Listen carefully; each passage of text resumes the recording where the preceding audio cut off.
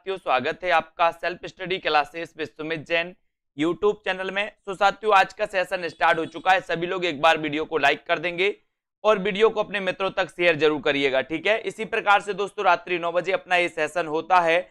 और साथियों, यहां पर आज हम पढ़ने वाले हैं प्रगतिवाद के बारे में, ठीक है। प्रगतिवाद को पढ़ेंगे सभी लोग। दोस्तों ऐप जरूर डाउनलोड कर लें, सेल्फ स्टडी क्लासेस का ऐप आपको जरूर डाउनलोड करना है। सेल्फ स्टडी क्लासेस का ऐप अगर आप डाउनलोड कर लेते हो दोस्तों, तो आपको यहां पर बढ़िया कोर्स लॉन्च किया गया हिंदी साहित्य का। हिंदी साहित्य का कोर्स दोस्तों मात्र 30 तारीख तक आपको मिलने वाला है 1100 रुपए में, ठीक है। तो इस 1100 के कोर्स में दोस्तों आप एडमिशन ले सकते हो। ये ऑफर सीमित समय के लिए है ना। चाहे टीजीटी पीजीटी वाले हो, पंजाब मास्टर कैडर वाले, या फिर दोस्तों यूकेएलटी जो भी हमारे साथी हिंदी साहित्य वाले हैं, वो आज ही दोस्तों इस कोर्स में, हिंदी साहित्य के संपूर्ण कोर्स में, जहां पर आपको विस्तृत अध्ययन, जहां पर आपको ट्रिकी वीडियो, जहां पर आपको टॉपिक वाइज टेस्ट भी मिलेंगे और बहुत सारी चीजें यहां पर मिलने वाली हैं, ठीक है। तो दोस्तों ये जरूर ऐप डाउनलोड करें। और आज हम स्टार्ट करेंगे प्रगतिवाद को। प्रगतिवाद को यहां पर पढ़ने वाले हैं। प्रगतिवाद का आधार आपको बताना है। प्रगतिवाद का आधार क्या है, जल्दी से कमेंट में आप लिख दीजिए। प्रगतिवाद का आधार क्या है, फटाक से कमेंट में आपको बताना है। क्या माना जाता है प्रगतिवाद का आधार, लिखिए जल्दी से। 4 विकल्प आपके सामने होंगे दोस्तों। पहला विकल्प होगा रहस्यवाद, दूसरा हालावाद, तीसरा होगा दोस्तों प्रकृतिवाद, है ना, और चौथा होगा द्वंद्वात्मक भौतिकवाद। प्रगतिवाद का आधार आपको बताना है। कमेंट में आपका उत्तर जल्दी से आ जाना चाहिए। क्या हो जाएगा, स्तुति जी बताइए क्या है आंसर। गुरुचरण जी, ज्योति जी, प्रगतिवाद का आधार क्या होता है। और प्रगतिवाद का जो आधार होता है वो होता है द्वंद्वात्मक भौतिकवाद। द्वंद्वात्मक भौतिकवाद यानी कि आपका जो आशा जी, बिल्कुल सही आंसर जो है वो डी नंबर। अमित जी, है ना, प्रगतिवाद के प्रवर्तक कौन माने जाते हैं, ये उत्तर आपको बताना है। और आपको राइट आंसर दोस्तों बताइए, प्रगतिवाद के प्रवर्तक कौन माने जाते हैं, इसका उत्तर आपको चयन करना। आपको इतनी चीज तो पता है दोस्तों कि जो प्रगतिवाद है ये द्वंद्वात्मक भौतिकवाद पर आधारित है। द्वंद्वात्मक भौतिकवाद प्रगतिवाद का आधार है, ये तो सभी लोगों को पता है ना। और प्रगतिवाद एक राजनैतिक एवं सामाजिक शब्द है। मार्क्सवादी विचारधारा का साहित्य में प्रगतिवाद के रूप में उदय हुआ। यानी कि जो राजनीति के क्षेत्र में दोस्तों मार्क्सवाद है, वही साहित्य के क्षेत्र में क्या है, प्रगतिवाद है। प्रगतिवाद, इतनी चीजें तो सभी लोग जानते हैं, है ना। अब दोस्तों आगे के क्वेश्चनों की ओर बढ़ेंगे। अगला प्रश्न हमें यहां पर देखेंगे, है ना। जल्दी से बताओ, आपको चयन करना है कि प्रगतिवाद के प्रवर्तक कौन माने जाते हैं। कमेंट में आपको लिखना है और क्वेश्चन ये बताना है दोस्तों कि किस रचना के द्वारा दोस्तों छायावाद का अंत हुआ। किस रचना में दोस्तों छायावाद के अंत की घोषणा की गई और ये घोषणा किसने की। कमेंट में बताइए सभी लोग, किसने की ये घोषणा, छायावाद के अंत की घोषणा किसने की थी और वो रचना कौन सी थी जिसके माध्यम से ये घोषणा की गई थी। और आपको पता है, बोले सर एक युगांत रचना है। कौन सी है, युगांत रचना है। युगांत रचना दोस्तों ये किसकी मानी जाती है, पंत की मानी जाती है, ठीक है। युगांत के माध्यम से पंत ने क्या किया, छायावाद के अंत की घोषणा की। और दोस्तों जब छायावाद का अंत हो जाता है तो यहीं से प्रगतिवाद प्रारंभ हो जाता है। इसलिए दोस्तों आपको पता है कि पंत को प्रगतिवाद का प्रवर्तक माना जाता है। पंत को प्रगतिवाद का प्रवर्तक माना जाता है, ये भी आपको पता होगा, ठीक है। अब दोस्तों राममूरत जी, छायावाद और उत्तर छायावाद के बीच कुछ वैसा ही संबंध देखता है जैसा मध्यकाल में भक्ति काल और रीति काव्य के बीच था। पंक्तियों के लेखक कौन है, पंक्तियों को लेखक आपको बताना है। और यहां पर आपका जो बिल्कुल सही आंसर हो जाएगा वो हो जाएगा क्या, डॉक्टर रामस्वरूप चतुर्वेदी, है ना। सी नंबर आपका बिल्कुल सही है।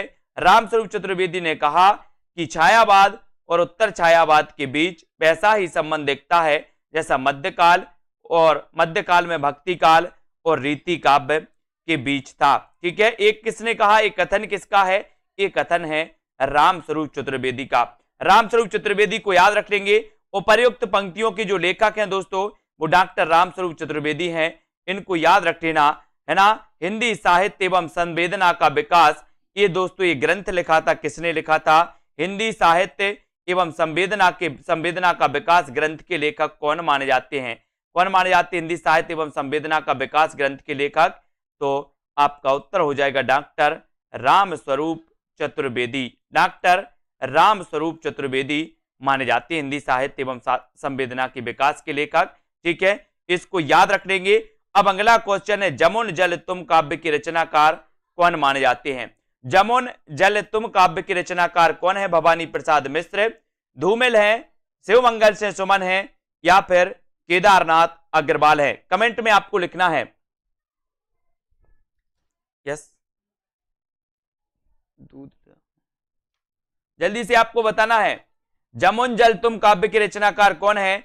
उत्तर चला जाता है केदारनाथ अग्रवाल, यानी कि आपका जो डी नंबर है वो बिल्कुल सही है ना। जमुन जल तुम काव्य के रचनाकार हैं केदारनाथ अग्रवाल।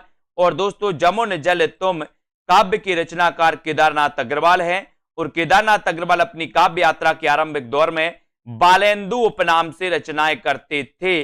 अब यहां से क्वेश्चन बन जाता है दोस्तों, अगर आपसे पूछा जाएगा कि बालेंदु उपनाम से कौन रचना करता था या बालेंदु उपनाम किसका है, तो आप क्या बताओगे? केदारनाथ अग्रवाल का। बालेंदु उपनाम किसका है? किसका है? किसका है? उत्तर है दोस्तों बालेंदु। बालेंदु याद रखना। ठीक है, इनका दोस्तों बालेंदु उपनाम था केदारनाथ अग्रवाल का। इसको याद रखेंगे। युग की गंगा, नींद के बादल, फूल नहीं रंग बोलते हैं, इनको अपन को याद रख लेना है। फूल नहीं रंग बोलते हैं, आग का आईना, ए मेरी तुम, मार प्यार के थापे, कहें केदार खरी खरी इत्यादि। ये जो रचनाएं हैं ये रचनाएं किसकी हैं? ये रचनाएं हैं केदारनाथ अग्रवाल की, है ना। इनको याद रखेंगे। जिस तरह हम बोलते हैं उस तरह तू लिख, और उसके बाद भी हमसे बड़ा तू लिख। ये पंक्ति किसकी है? ये पंक्ति किसकी है? कमेंट में बता दीजिए जल्दी से, ये पंक्ति किसकी है? फटाफट से सभी लोग आंसर बताएंगे। और सही उत्तर क्या हो जाएगा? जल्दी से चयन करें कि जिस तरह हम बोलते हैं उस तरह तू लिख, और हमसे बड़ा तू लिख। ये जो पंक्ति है, जिस तरह हम बोलते हैं उस तरह तू लिख, और उसके बाद भी हमसे बड़ा तू लिख। ये पंक्ति है भवानी प्रसाद मिश्र की। किसकी है? भवानी प्रसाद मिश्र की। उत्तर चला जाता है विकल्प नंबर डी की तरफ। डी नंबर अपना जो उत्तर है वो बिल्कुल सही हो जाता है। उपर्युक्त पंक्तियों के रचनाकार कौन है? भवानी प्रसाद मिश्र हैं। भवानी प्रसाद मिश्र को सहजता का कवि कहा जाता है। इनके द्वारा रचित काव्य संग्रह है गीत फरोश, चकित है दुख, गांधी पंचसती, है ना, बुनी हुई रस्सी, खुशबू के शिलालेख, परिवर्तन जिए, त्रिकाल संध्या। इनकी रचनाएं मानी जाती हैं दोस्तों। इन्हें सहजता का कवि कहा जाता है। किसे कहा जाता है सहजता का कवि? भवानी प्रसाद मिश्र को, है ना। अगला क्वेश्चन है आपका। अगला है दोस्तों, इनमें से आपको चयन करना है कि इनमें से किस कवि को एक भारतीय आत्मा के उपनाम से जाना जाता है। किस कवि को एक भारतीय उपनाम के नाम से जाना जाता है, ये अपन को चयन करना है। तो बताइए प्रश्न क्रमांक 5 का, किस कवि को एक भारतीय आत्मा के उपनाम से जाना जाता है? माखनलाल चतुर्वेदी, बालकर्ण शर्मा नवीन, मैत्री शरण गुप्त, या फिर श्रीधर पाठक। किस कवि को एक भारतीय आत्मा उपनाम से जाना जाता है? तो बोले सर अगर भारतीय आत्मा उपनाम की बात करोगे तो वो जाना जाता है माखनलाल चतुर्वेदी को। एक भारतीय आत्मा, है ना, माखनलाल चतुर्वेदी को जाना जाता है दोस्तों। और एक नंबर आपका बिल्कुल सही है। माखनलाल चतुर्वेदी को एक भारतीय दोस्तों आत्मा के नाम से जाना जाता है। इनकी प्रसिद्ध कविता है कैदी और कोकिला। कैदी और कोकिला, है ना, पुष्पकी अभिलाषा, पुष्पकी अभिलाषा। जबकि मैत्री शरण गुप्त को राष्ट्रकवि के नाम से जाना जाता है। तो एक भारतीय आत्मा आपको याद रखना है ना। और कैदी और कोकिला, पुष्पकी अभिलाषा, ये माखनलाल चतुर्वेदी की श्रेष्ठ रचनाओं में इन्हें गिना जाता है। अब अगला क्वेश्चन आपको बताना है। स्तुति जी बताइए, अगला क्वेश्चन बताना है कि हिमक्रीटनी की रचयिता कौन है? हिमक्रीटनी के रचनाकार आपको चयन करना है। तब आपका राइट आंसर अंश यादव जी। हिमक्रीटनी की रचयिता कौन है? माखनलाल चतुर्वेदी, भवानी प्रसाद मिश्र, मैत्री शरण गुप्त, या फिर नरेंद्र शर्मा। बताइए। हिमकिरीटनी के रचनाकार मैंने आपको कई बार बताया कि हिमकिरीटनी और हिमतरंगिणी ये दो रचनाएं बहुत ही प्रसिद्ध है दोस्तों। हिमतरंगिणी के लिए ये माखनलाल चतुर्वेदी की रचना हिमतरंगिणी। हिमतरंगिणी की क्या क्या मिला था? हिमतरंगिणी के लिए मिला था साहित्य अकादमी पुरस्कार। सबसे पहले हिंदी में साहित्य अकादमी पुरस्कार जो मिला था वो मिला था दोस्तों किसे? हिमतरंगिणी रचना के लिए। और हिमतरंगिणी रचना के रचनाकार कौन है? माखनलाल चतुर्वेदी। ठीक है, अब दोस्तों हिमकिरीटनी की बात आती है तो हिमकिरीटनी की रचयिता भी कौन माने जाते हैं? माखनलाल चतुर्वेदी यानी कि आपका उत्तर चला जाता है एक की तरफ। हिमकिरीटनी की रचनाकार राष्ट्रीय काव्यधारा के प्रमुख कवि माखनलाल चतुर्वेदी हैं, अन्य नाम इसके असंगत हो जाएंगे। ठीक है, अगले क्वेश्चन की ओर हम बढ़ेंगे। रामधारी सिंह दिनकर के बारे में आपको बताना है कि रामधारी सिंह दिनकर की काव्य कृति कौन सी है? लोकायतन, कुरुक्षेत्र, आर्यावर्त या फिर उन्मुक्त। रामधारी सिंह दिनकर की काव्य कृति कौन सी है? 4 विकल्प है रामधारी सिंह दिनकर की काव्य कृति, आपको बताना है उत्तर क्या हो जाएगा। रामधारी सिंह दिनकर की काव्य कृति, रामधारी सिंह दिनकर के बारे में अपन पढ़ते हैं कि सर इनकी एक कृति बहुत ही प्रसिद्ध मानी जाती है। वो प्रसिद्ध कृति कौन सी है? तो वो प्रसिद्ध कृति इनकी मानी जाती है रामधारी सिंह दिनकर की उर्वशी, है ना। उर्वशी मानी जाती है दोस्तों। 1961 की ये रचना है और 1961 की इस रचना के लिए 1972 में कौन सा पुरस्कार मिल जाता है? इसे मिल जाता है दोस्तों ज्ञानपीठ पुरस्कार 1972 में। रामधारी सिंह दिनकर की काव्य कृति कौन सी है? तो उत्तर चला जाता है कुरुक्षेत्र, है ना। कुरुक्षेत्र, परशुराम की यात्रा, उर्वशी, है ना, रश्मि रथी, ये रचनाएं मानी जाती हैं दिनकर जी की। तो उत्तर कहां चला जाता है? विकल्प नंबर बी की तरफ। कुरुक्षेत्र रामधारी सिंह दिनकर की काव्य कृति है। रामधारी सिंह दिनकर राष्ट्रीय सांस्कृतिक धारा के कवि है। इनको समय सूर अथवा अधेर का कवि कहा जाता है। दिनकर को उर्वशी महाकाव्य के लिए 1972 ईस्वी में भारतीय ज्ञानपीठ पुरस्कार प्रदान किया गया, है ना। और इनके द्वारा रचित प्रमुख कृतियां इस प्रकार से दोस्तों: रेणुका, होंकार, रसबंती, द्वंद्व गीत, रश्मि रथी, दिल्ली और नीम के पत्ते, ये रचनाएं मानी जाती हैं। जबकि लोकायतन पंत जी का महाकाव्य है ना। आर्यावर्त मोहनलाल महतो योगी की तथा उन्मुक्त सियाराम शरण गुप्त की रचनाएं हैं। प्रगतिवाद के संदर्भ में इनमें से एक कथन सही नहीं है। वह कथन कौन सा है? वो कथन आपको चयन करना है। कौन सा कथन प्रगतिवाद के संबंध में सही नहीं है? चयन करिए। ये 4 विकल्प हैं, कथन भी आपके पास है, इस कथन का आपको चयन करना है। तो प्रश्न क्रमांक आपका यहां पर है और प्रगतिवाद के बारे में कौन सा कथन सही नहीं है? प्रगतिवाद जन चेतना के साथ प्रकृति और कल्पना लोक में सौंदर्य खोजता है, या फिर दोस्तों प्रगतिवाद ने पहली बार साहित्यिक चेतना को यथार्थवाद की ओर अग्रसर होने की प्रेरणा दी, पहली बार, है ना। यह प्रगतिवाद की मूल प्रेरणा मार्क्सवाद से विकसित हुई, ये तो सही है। प्रगतिवाद सामाजिक यथार्थ की अभिव्यक्ति को नहीं रचना का उद्देश्य मानता है, को ही रचना का उद्देश्य मानता है। और प्रगतिवाद जन जीवन के साथ प्रकृति और कल्पना लोक में सौंदर्य खोजता है। तो दोस्तों आपको पता है कि प्रगतिवाद में पहली बार साहित्यिक चेतना को यथार्थवाद की ओर अग्रसर होने की प्रेरणा दी, है ना। तो ये जो आपका उत्तर है वो कौन सा हो जाएगा? उत्तर हो जाएगा डी नंबर। प्रगतिवाद सामाजिक यथार्थ की अभिव्यक्ति को ही रचना का उद्देश्य मानता है, ऐसा नहीं है। यानी कि आपका उत्तर चला जाता है विकल्प नंबर डी की तरफ। डी की तरफ आपका राइट आंसर हो जाता है, डी नंबर आपका सही हो जाता है।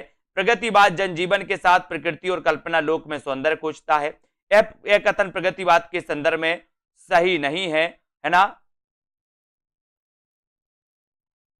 ठीक है, तो इसका उत्तर आपका दोस्तों ए नंबर सही हो जाएगा। प्रगतिवाद जनजीवन के साथ प्रकृति और कल्पना लोक में सौंदर्य खोजता है, यह कथन प्रगतिवाद के संदर्भ में सही नहीं है। यानी कि आपका जो एक नंबर है, ए नंबर सही होगा। इसमें प्रगतिवाद जनजीवन के साथ प्रकृति और कल्पना लोक में सौंदर्य खोजता है, एक नंबर आपका सही होगा। बाकी डी नंबर आपका सही है। डी नंबर प्रगतिवाद सामाजिक यथार्थवाद की अभिव्यक्ति को रचना को उद्देश्य मानता है, ये तो सही है। ये मिसप्रिंट है यहाँ पर, ए नंबर आपका सही हो जाएगा। ठीक है, प्रगतिवाद ने पहली बार साहित्यिक चेतना को यथार्थ की ओर अग्रसर होने की प्रेरणा दी, इसको अच्छे से देख लेना। प्रगतिवाद की मूल प्रेरणा मार्क्सवाद से विकसित हुई, ये भी बिल्कुल सही है। ठीक है, प्रगतिवाद सामाजिक यथार्थ की अभिव्यक्ति को ही रचना का उद्देश्य मानता है, ये भी बिल्कुल सही है। प्रगतिवाद शब्द का सर्वप्रथम प्रयोग 1942 ईस्वी में मुक्तिबोध ने अपने एक लेख प्रगतिवाद एक दृष्टि आगामी कल में किया था दोस्तों। तो ये भी आपको याद रख लेना, प्रगतिवाद का सर्वप्रथम प्रयोग किसने किया था? तो ये किया था मुक्तिबोध ने, मुक्तिबोध ने किया था। और दोस्तों इसको याद रखेंगे, प्रगतिवाद एक दृष्टि आगामी कल में किया था इन्होंने, इसको याद रखेंगे। हिंदी काव्य मासलवाद के प्रवर्तक माने जाते हैं तो कौन माने जाते? मासलवाद कई बार पूछा गया, बताइए मासलवाद के जो प्रवर्तक माने जाते हैं वो कौन माने जाते हैं? मासलवाद के प्रवर्तक बताइए कौन माने जाते हैं? हिंदी काव्य में मासलवाद के प्रवर्तक माने जाते हैं तो कौन माने जाते हैं? ये तो अपन ने कई बार पढ़ा है कि सर हालाबाद अगर पूछो तो हरिवंशराय बच्चन, मासलवाद अगर पूछो तो रामेश्वर शुक्ल अंचल, ठीक है। तो इसको आपको याद रख लेना है कि रामेश्वर शुक्ल अंचल, ये नंबर आपका सही है ना। मासलवाद के प्रवर्तक, इसको थोड़ा सा पढ़ेंगे कि हिंदी काव्य में रामेश्वर शुक्ल अंचल मासलवाद के प्रवर्तक माने जाते हैं। ये छायावाद युग के उत्तरार्ध के कवि हैं, है ना। उनकी भाषा में नए विशेषण तथा नए उपमान प्रयुक्त हुए और इनके द्वारा रचित रचनाएं हैं मधुलिका, अपराजिता, किरण बेला, बरसांत के बाद, विराम चिन्ह आदि। वह हृदय नहीं है पत्थर है जिसमें स्वदेश का प्यार नहीं, ये प्रसिद्ध काव्य पंक्तियां निम्न में से किस कवि की हैं? कवि का नाम आपको बताना है, विकल्प में मैं आपको दे रहा हूं, वह हृदय नहीं है पत्थर है जिसमें स्वदेश का प्यार नहीं। यहां पर आपका विकल्प आ जाएगा, इस विकल्प का आंसर आपको बताना है, यहां पर आ जाइए, ये विकल्प है आपके, है ना। तो ये पंक्तियां बताना है, ये पंक्तियां किसकी हैं? तो आप पहले ही समझ गए दोस्तों यहां पर, ये जो पंक्तियां हैं वो ज्ञा प्रसाद शुक्ल स्नेही की हैं, है ना, द्वारा रचित हैं दोस्तों। ये वह हृदय नहीं है पत्थर है जिसमें स्वदेश की प्रति प्रेम नहीं, है ना। तो बताइए अब प्रगतिशील लेखक संघ की संघ किस स्तर की संस्था है? प्रगतिशील लेखक संघ किस स्तर की संस्था मानी जाती है? अंजू जी, कविता जी। प्रश्न क्रमांक 11, राष्ट्रीय स्तर की, अंतरराष्ट्रीय स्तर की, राज्य स्तरीय या फिर हिंदी भाषी प्रांतीय? तो प्रगतिशील लेखक संघ आपको बता है कि दोस्तों ये प्रगतिशील लेखक संघ किस स्तर की संस्था है? तो ये है अंतरराष्ट्रीय, अंतरराष्ट्रीय स्तर की ये संस्था है। और बी नंबर आपका सही है ना। प्रगतिशील लेखक संघ अंतरराष्ट्रीय स्तर की संस्था है। इसकी स्थापना 1935 में सज्जाद जहीर ने लंदन में की थी, 1935 में। भारत में 1936 ईस्वी में प्रगतिशील लेखक संघ की स्थापना हुई थी, है ना, लखनऊ में। और इसका प्रथम अधिवेशन भी कहां पर हुआ था? लखनऊ में, है ना। और दोस्तों इसके प्रथम अध्यक्ष भी कौन थे? तो मुंशी प्रेमचंद। अगर आपसे पूछा जाए कि प्रगतिशील लेखक संघ के जो दोस्तों प्रथम अध्यक्ष थे वो कौन थे? तो वो थे मुंशी प्रेमचंद। इनको याद रखेंगे। 1936 प्रगतिवाद के जन्म में किसका योगदान है? किसका योगदान है बताइए, किसका योगदान है? छायावादी, रोमानियत एवं पलायनवादी प्रवृत्ति का, प्रगतिशील लेखक संघ की स्थापना का, मार्क्सवादी प्रभाव या उपर्युक्त में से सभी? प्रगतिवाद के जन्म में किसका योगदान है? किसका योगदान है दोस्तों प्रगतिवाद के जन्म में?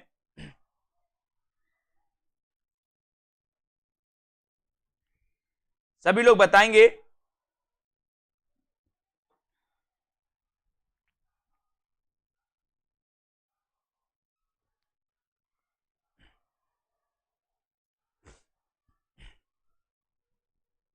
और राइट आंसर चला जाता है कि प्रगतिवाद के जन्म में किसका योगदान है?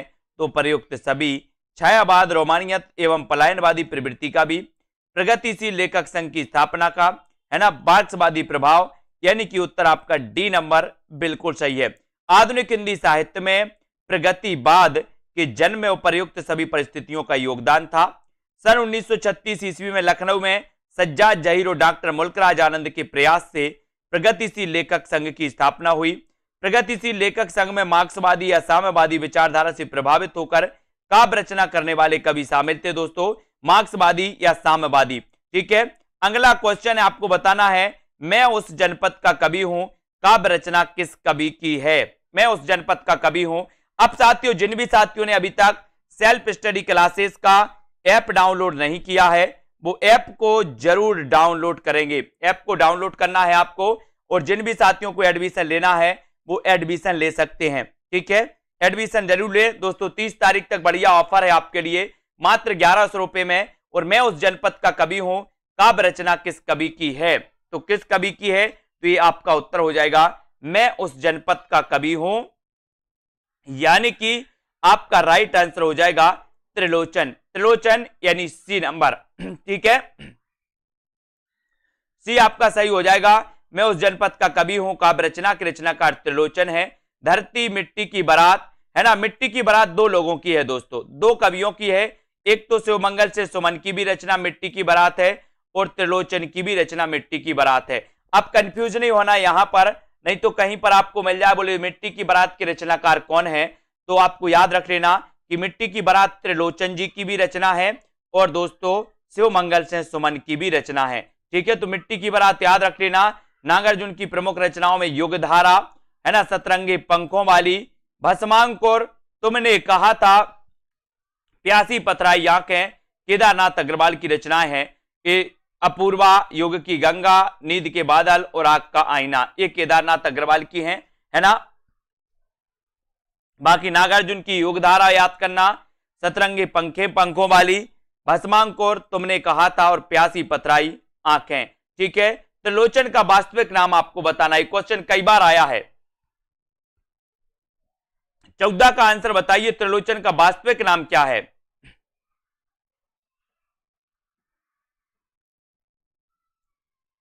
है ना, उत्तर बताना है, त्रिलोचन का वास्तविक नाम क्या है? उत्तर है वासुदेव सिंह। वासुदेव सिंह यानी कि आपका एक नंबर जो है, एक नंबर आपका ये वासुदेव सिंह बिल्कुल सही हो जाएगा। त्रिलोचन जी का वास्तविक नाम था सतीश जी। ठीक है, त्रिलोचन का वास्तविक नाम वासुदेव से था, इनका उपनाम त्रिलोचन था। मुक्तिबोध ने त्रिलोचन को अवध का किसान कवि कहा है। ये क्वेश्चन बहुत ही बढ़िया बनता है यहां पर कि त्रिलोचन को अवध का किसान कवि किसने कहा? अवध का किसान कवि कहा मुक्तिबोध ने। किसे? त्रिलोचन को। या अवध का किसान कवि किसे कहा जाता है? तो आप लगा देना त्रिलोचन, है ना, जिनका की वास्तविक नाम था वासुदेव। और इनके द्वारा रचित काव्य ग्रंथ धरती, गुलाब और बुलबुल, दिगंत, ताप के ताए हुए दिन, ताप के ताए हुए दिन, त्रिलोचन, है ना, शब्द, उस जनपद का कवि हूं, अर्घान, है ना, अर्धान दोस्तों, और तुम्हें सौंपता हूं, फूल नाम है एक, अन कहनी भी कुछ कहनी है, अन कहनी भी कुछ कहनी है। ये दोस्तों त्रिलोचन की रचनाएं मानी जाती हैं, जिन्हें की अवध का कवि कहा जाता है। अमिता जी, अवध का कवि कहा जाता है इन्हें। अगला क्वेश्चन यहां पर आते हैं। अगला क्वेश्चन है, कौन सा सुमेलित नहीं है? यहां पर सुमेलित नहीं है बताना है, तो सुमेलित करिए। मुक्ति मार्ग के रचनाकार कौन है? पिघलते पत्थर, अजय खंडहर और प्रलय सृजन के रचनाकार कौन है? तो बताइए कौन सी सुमेलित नहीं है?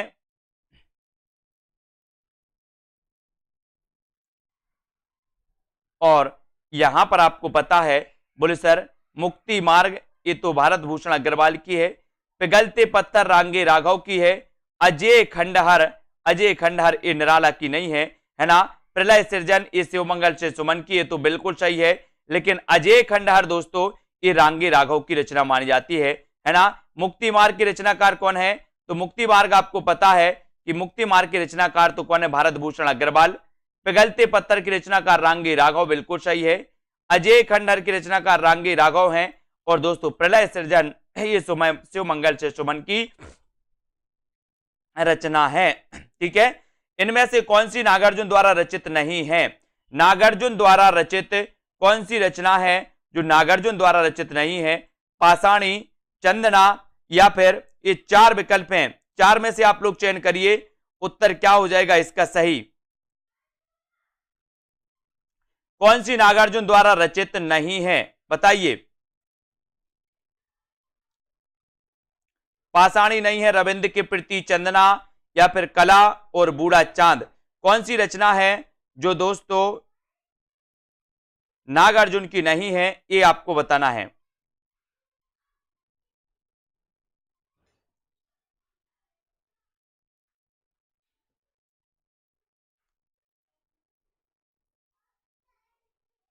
और आपका बिल्कुल सही आंसर है, बोले सर कला और बूढ़ा चांद। कला और बूढ़ा चांद के रचनाकार पंत जी हैं, सुमित्रानंदन पंत जी। जिन्हें 1960 में साहित्य अकादमी पुरस्कार भी मिला था, है ना। नागार्जुन की तो पाषाणी है, रविंद्र के प्रति है, चंदना भी है, लेकिन करा और बूढ़ा चांद नहीं है, यानी कि उत्तर आपका सी नंबर की तरफ चला जाता है। कला और बूढ़ा चांद नागार्जुन द्वारा रचित नहीं बल्कि ये पंत द्वारा रचित है दोस्तों।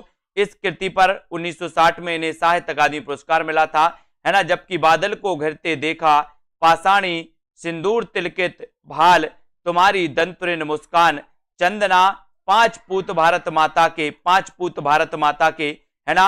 रविंद्र के प्रति कालिदास, हरिजन गाथा, अकाल और उसके बाद और नागार्जुन द्वारा रचित ये रचनाएं मानी जाती है। हरिजन गाथा भी दोस्तों नागार्जुन की है ना। रविंद्र के प्रति कालिदास ये भी मानी जाती है। अगला क्वेश्चन है, कबीर के उपरांत हर विध्वंसकारी और जन विरोधी शक्ति को सर्वाधिक खुली चुनौती देने वाले साहित्यकार जो थे वो कौन थे, बताइए कौन थे। कबीर के उपरांत हर विध्वंसकारी और जन विरोधी शक्ति को सर्वाधिक खुली चुनौती देने वाले साहित्यकार हैं तो कौन है।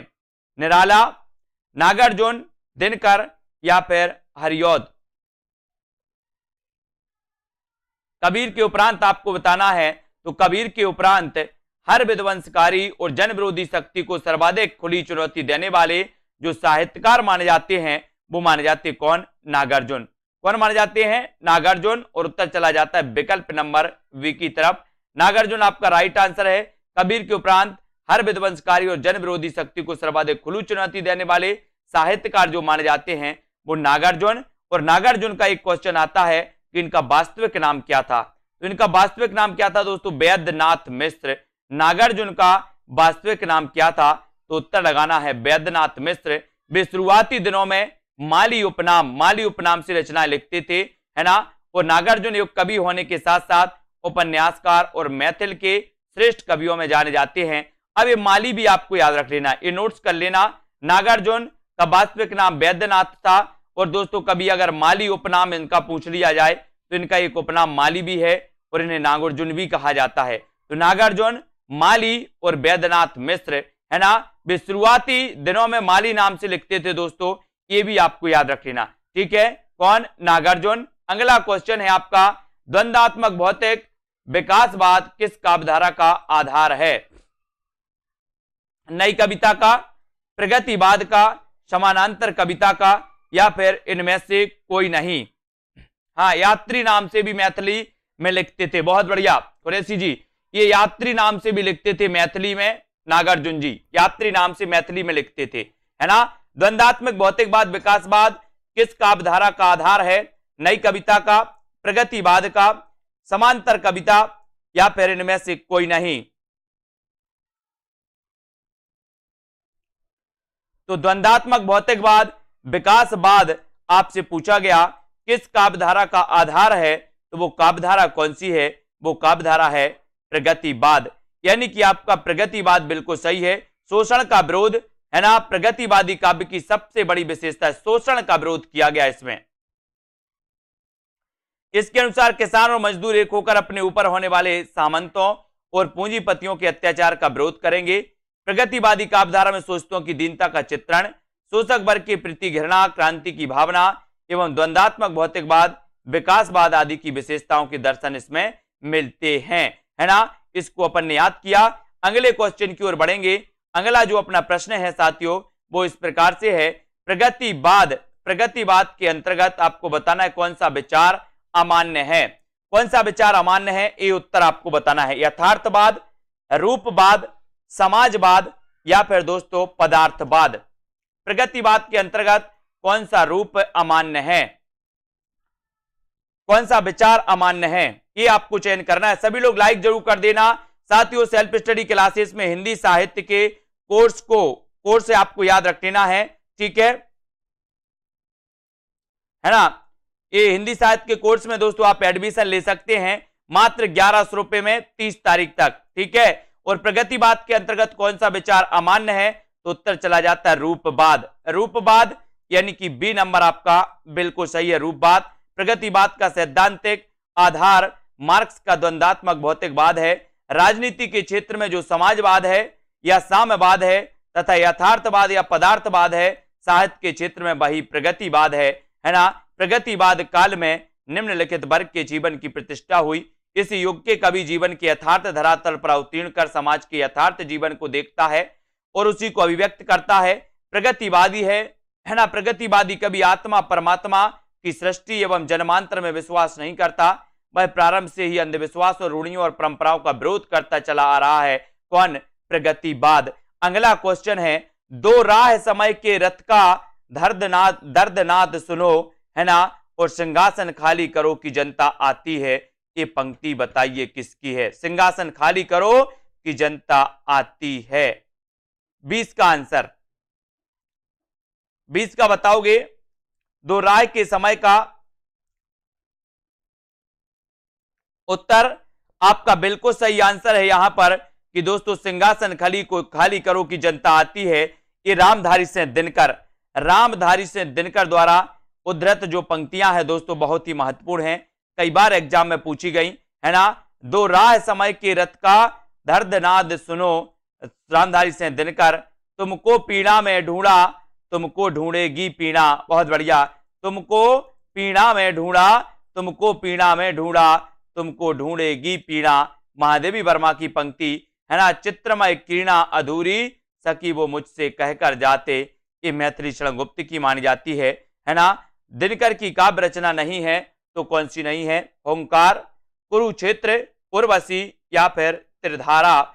दिनकर की काव्य रचना कौन सी नहीं है?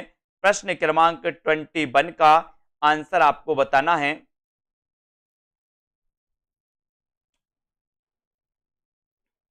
दिनकर की कौन सी नहीं है? तो अपन ने पढ़ा है कि सर ओंकार तो दिनकर की है, कुरुक्षेत्र भी दिनकर की है, उर्वशी के रचनाकार भी दिनकर हैं, लेकिन ये त्रिधारा तो ये बोले सर सुभद्रा कुमारी चौहान की है। त्रिधारा किसकी है? सुभद्रा कुमारी चौहान की। ओंकार, रश्मि, कुरुक्षेत्र, है ना, ये दिनकर की मानी जाती हैं। और दोस्तों दिनकर की अन्य रचनाओं में कुरुक्षेत्र, परशुराम की प्रतीक्षा, उर्वशी, रश्मिरति, नील कुसुम, रेणुका, होंकार आदि ये दिनकर की गद्य रचनाएं हैं।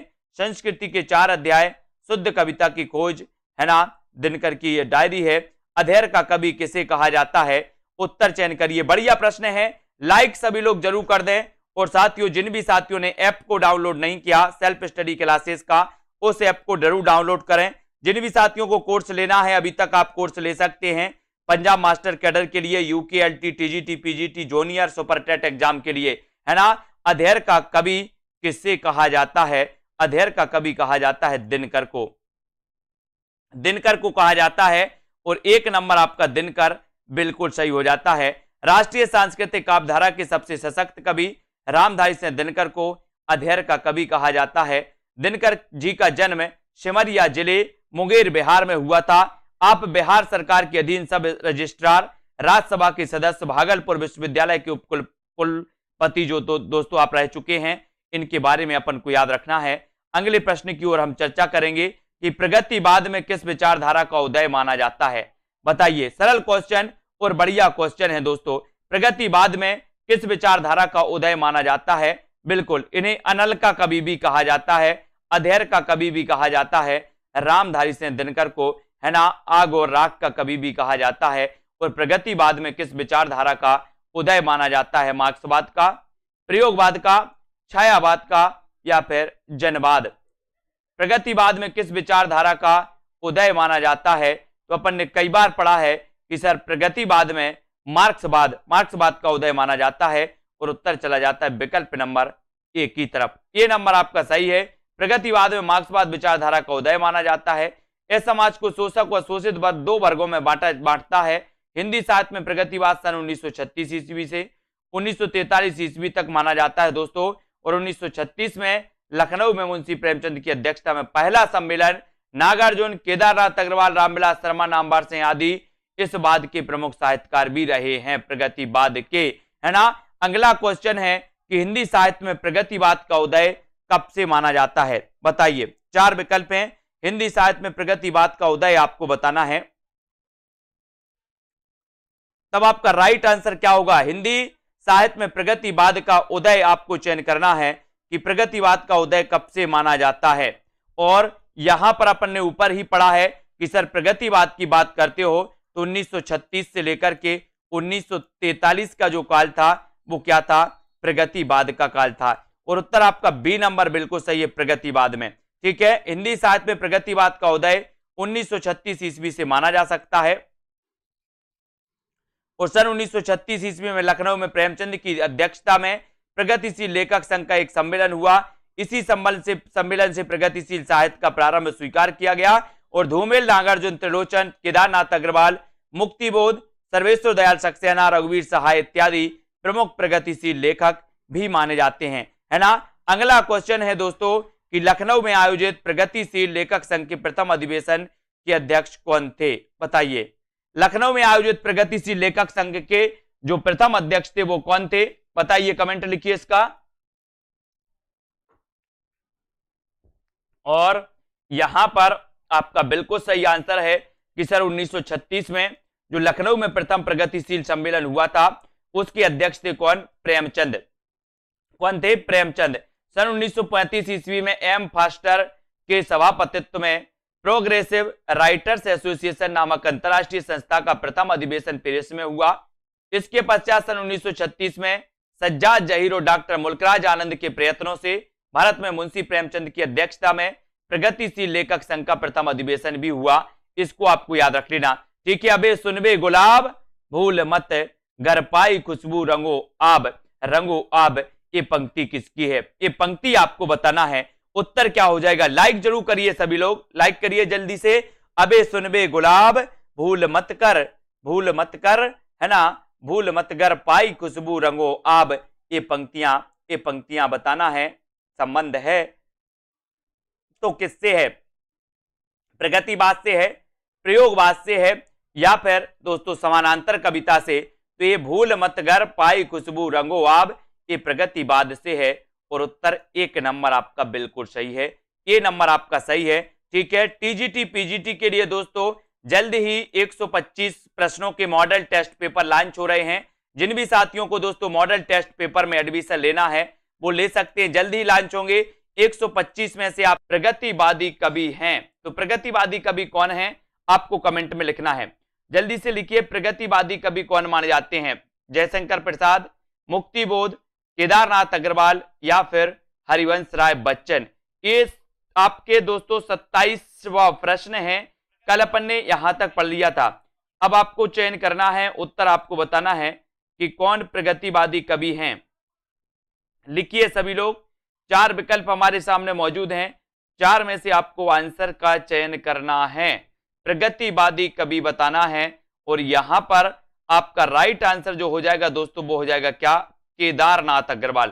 केदारनाथ अग्रवाल के दोस्तों इनके बारे में पढ़ा होगा आपने कि केदारनाथ अग्रवाल जो हैं ये प्रगतिवादी कवि माने जाते हैं। दोस्तों इसके पहले हमने प्रगतिवाद के बारे में पढ़ा कि प्रगतिवाद मार्क्सवाद से प्रभावित माना जाता है ना। और प्रगतिवादी दोस्तों आपने आलोचक पढ़े होंगे एक रामविलास शर्मा, है ना। और प्रगतिवाद में दोस्तों अपन ने देखा कि प्रगतिवाद के जो प्रवर्तक माने जाते हैं वो कौन माने जाते हैं, सुमित्रानंदन पंत।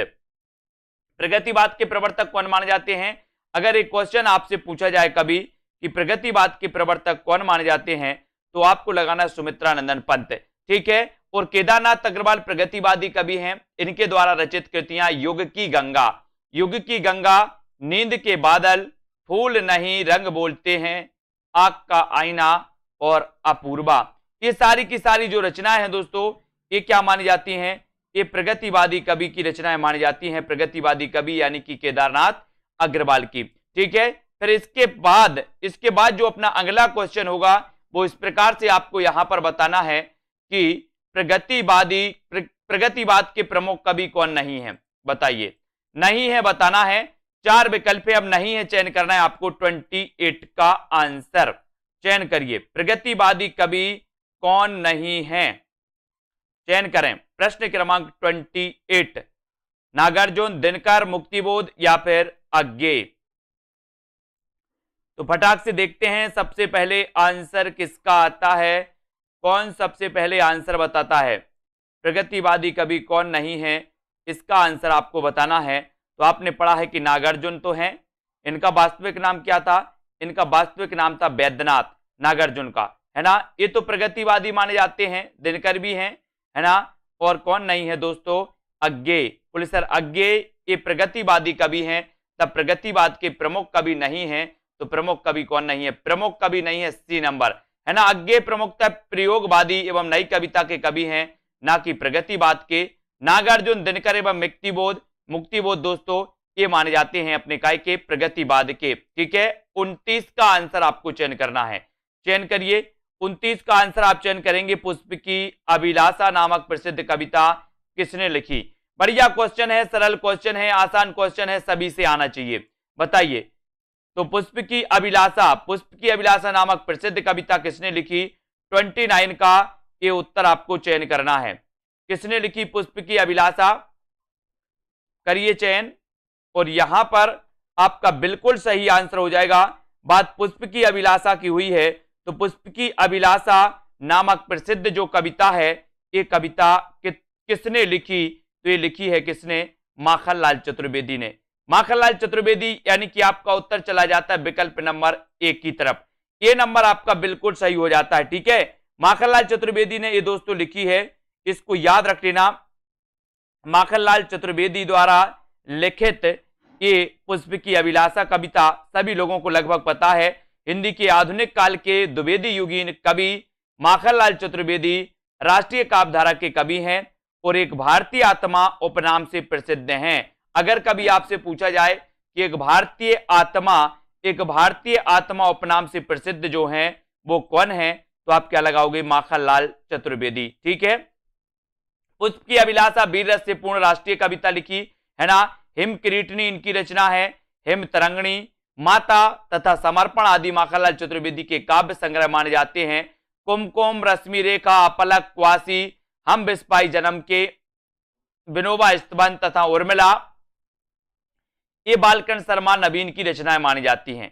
ठीक है, और आपको पता है मिलन, पथिक, मानसी, स्वप्न, कविता कौमुदी आदि ये रामनरेश त्रिपाठी की रचनाएं हैं।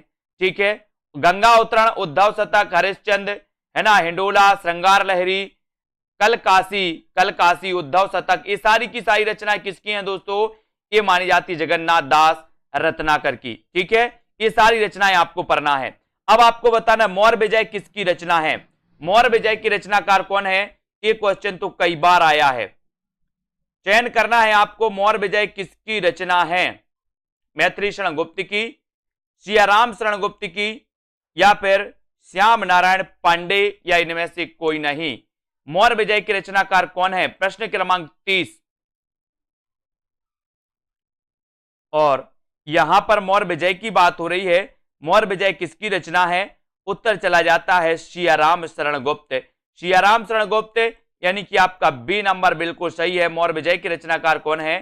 सियाराम शरण गुप्त हैं। बी आपका बिल्कुल सही आंसर। ठीक है, मौर्य विजय के बारे में, मौर्य विजय सियाराम शरण गुप्त की कृति है और इनकी अन्य रचनाओं में पाथे इनकी रचना है, गोद और नारी, अंतिम आकांक्षा, गोपिका, बापू, अनाथ, आद्रा और विषाद, है ना, ये रचना इनकी मानी जाती है दोस्तों। किसकी? सियाराम शरण गुप्त की। और मौर्य विजय ये कई बार एग्जाम में पूछी गई। ठीक है, तो आपका उत्तर बी की तरफ चला जाता है। प्रगतिशील लेखक संघ की स्थापना कब की गई?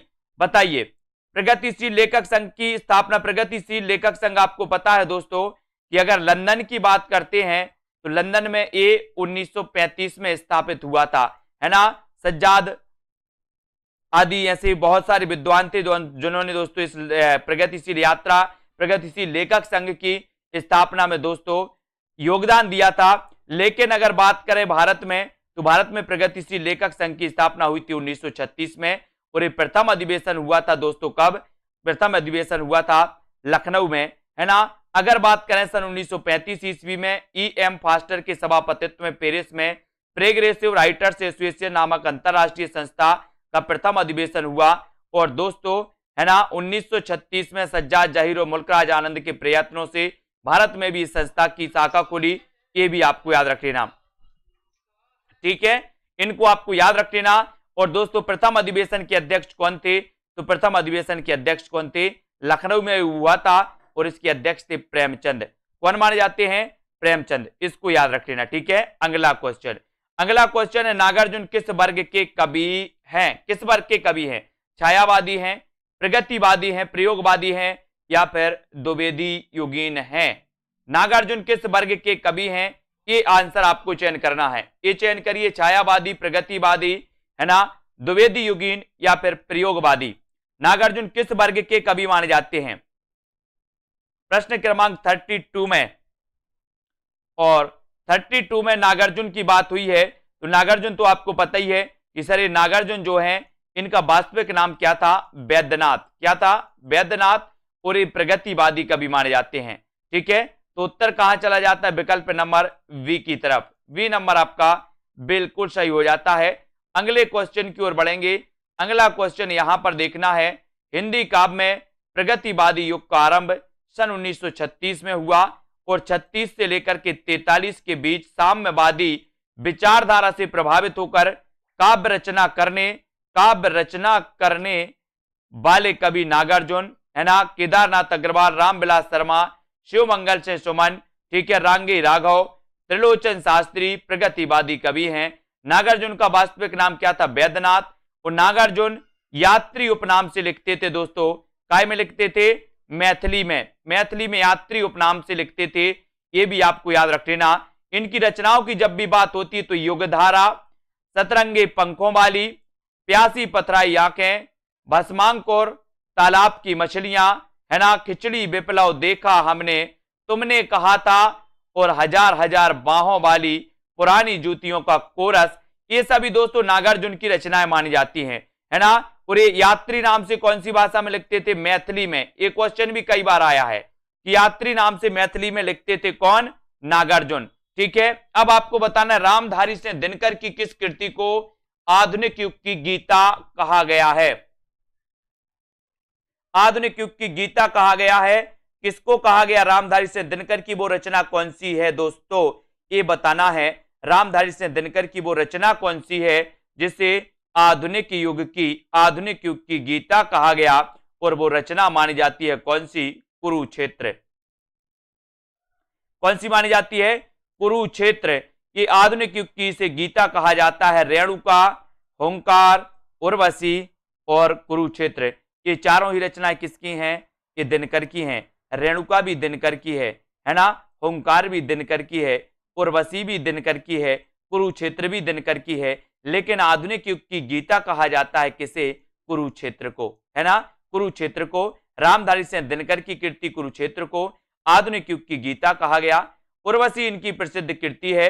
दिनकर की कुछ रचनाओं में रेणुका, हुंकार, नील कुसुम, उर्वशी, सीपी और शंख, रश्मि लोक, आत्मा की आंखें, हिमालय का संदेश, कलिंग विजय और बुद्ध देववादी इनकी रचनाएं मानी जाती हैं किसकी?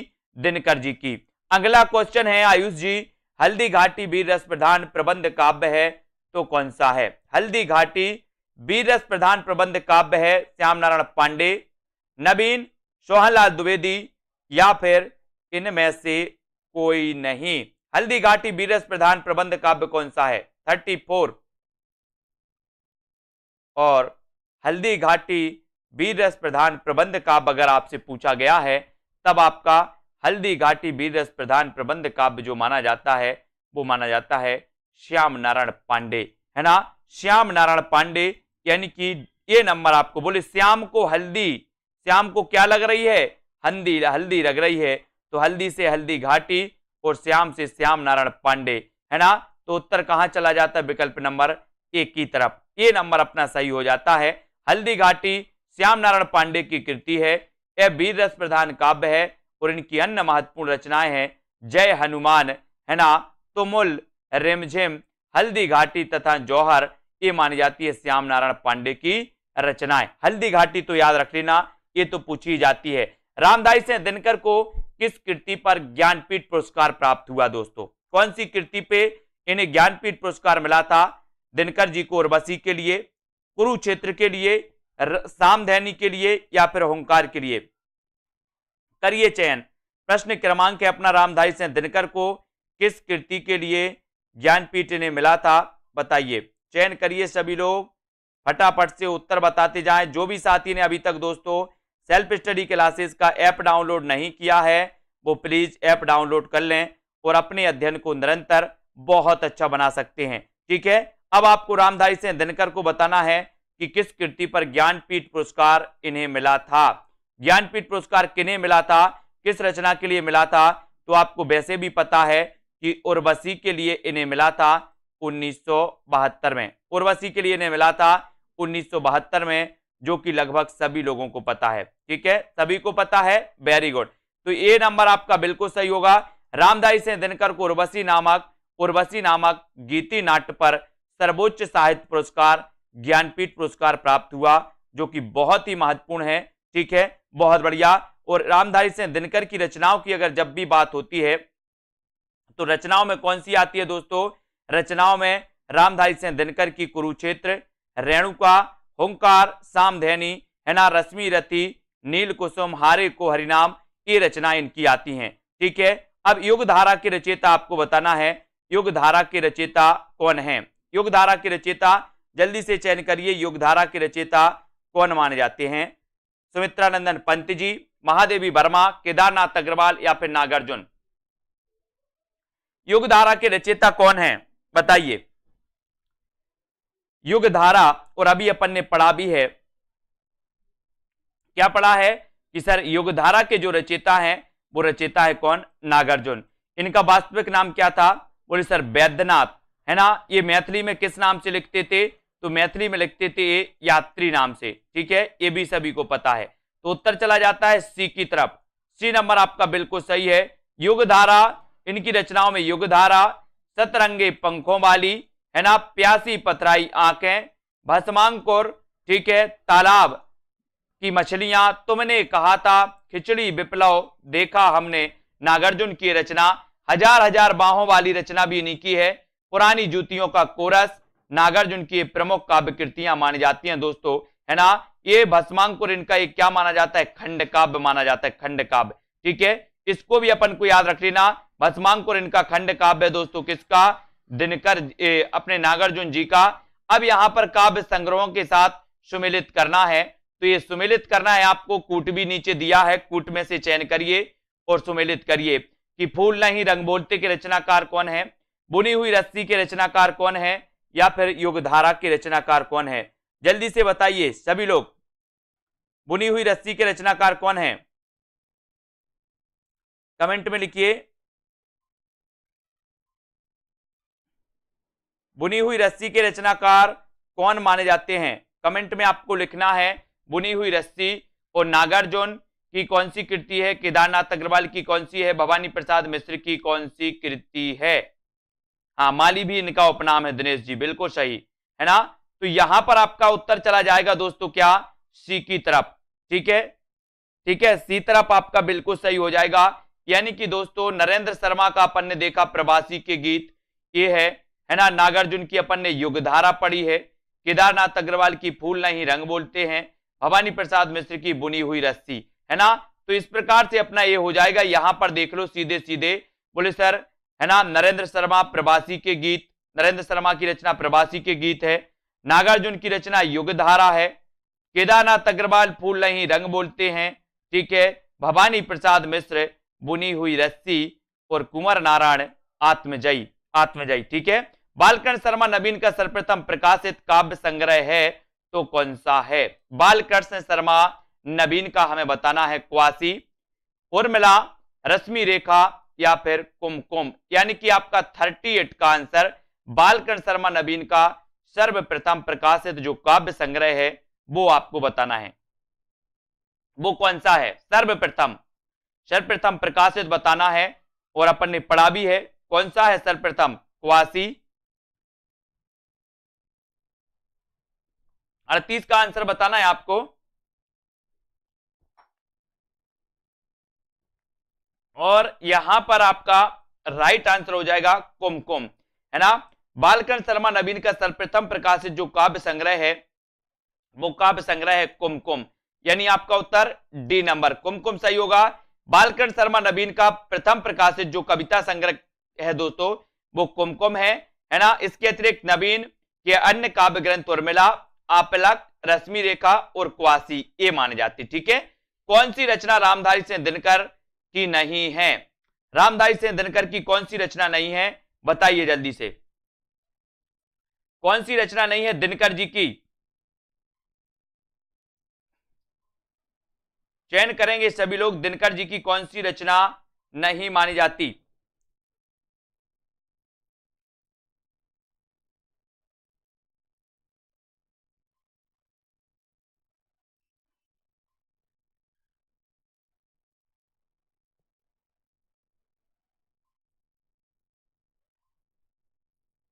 तो यहां पर रामधारी सिंह दिनकर की जब बात होती है तो इनकी रचना नहीं है अध्यात्म चिंतन।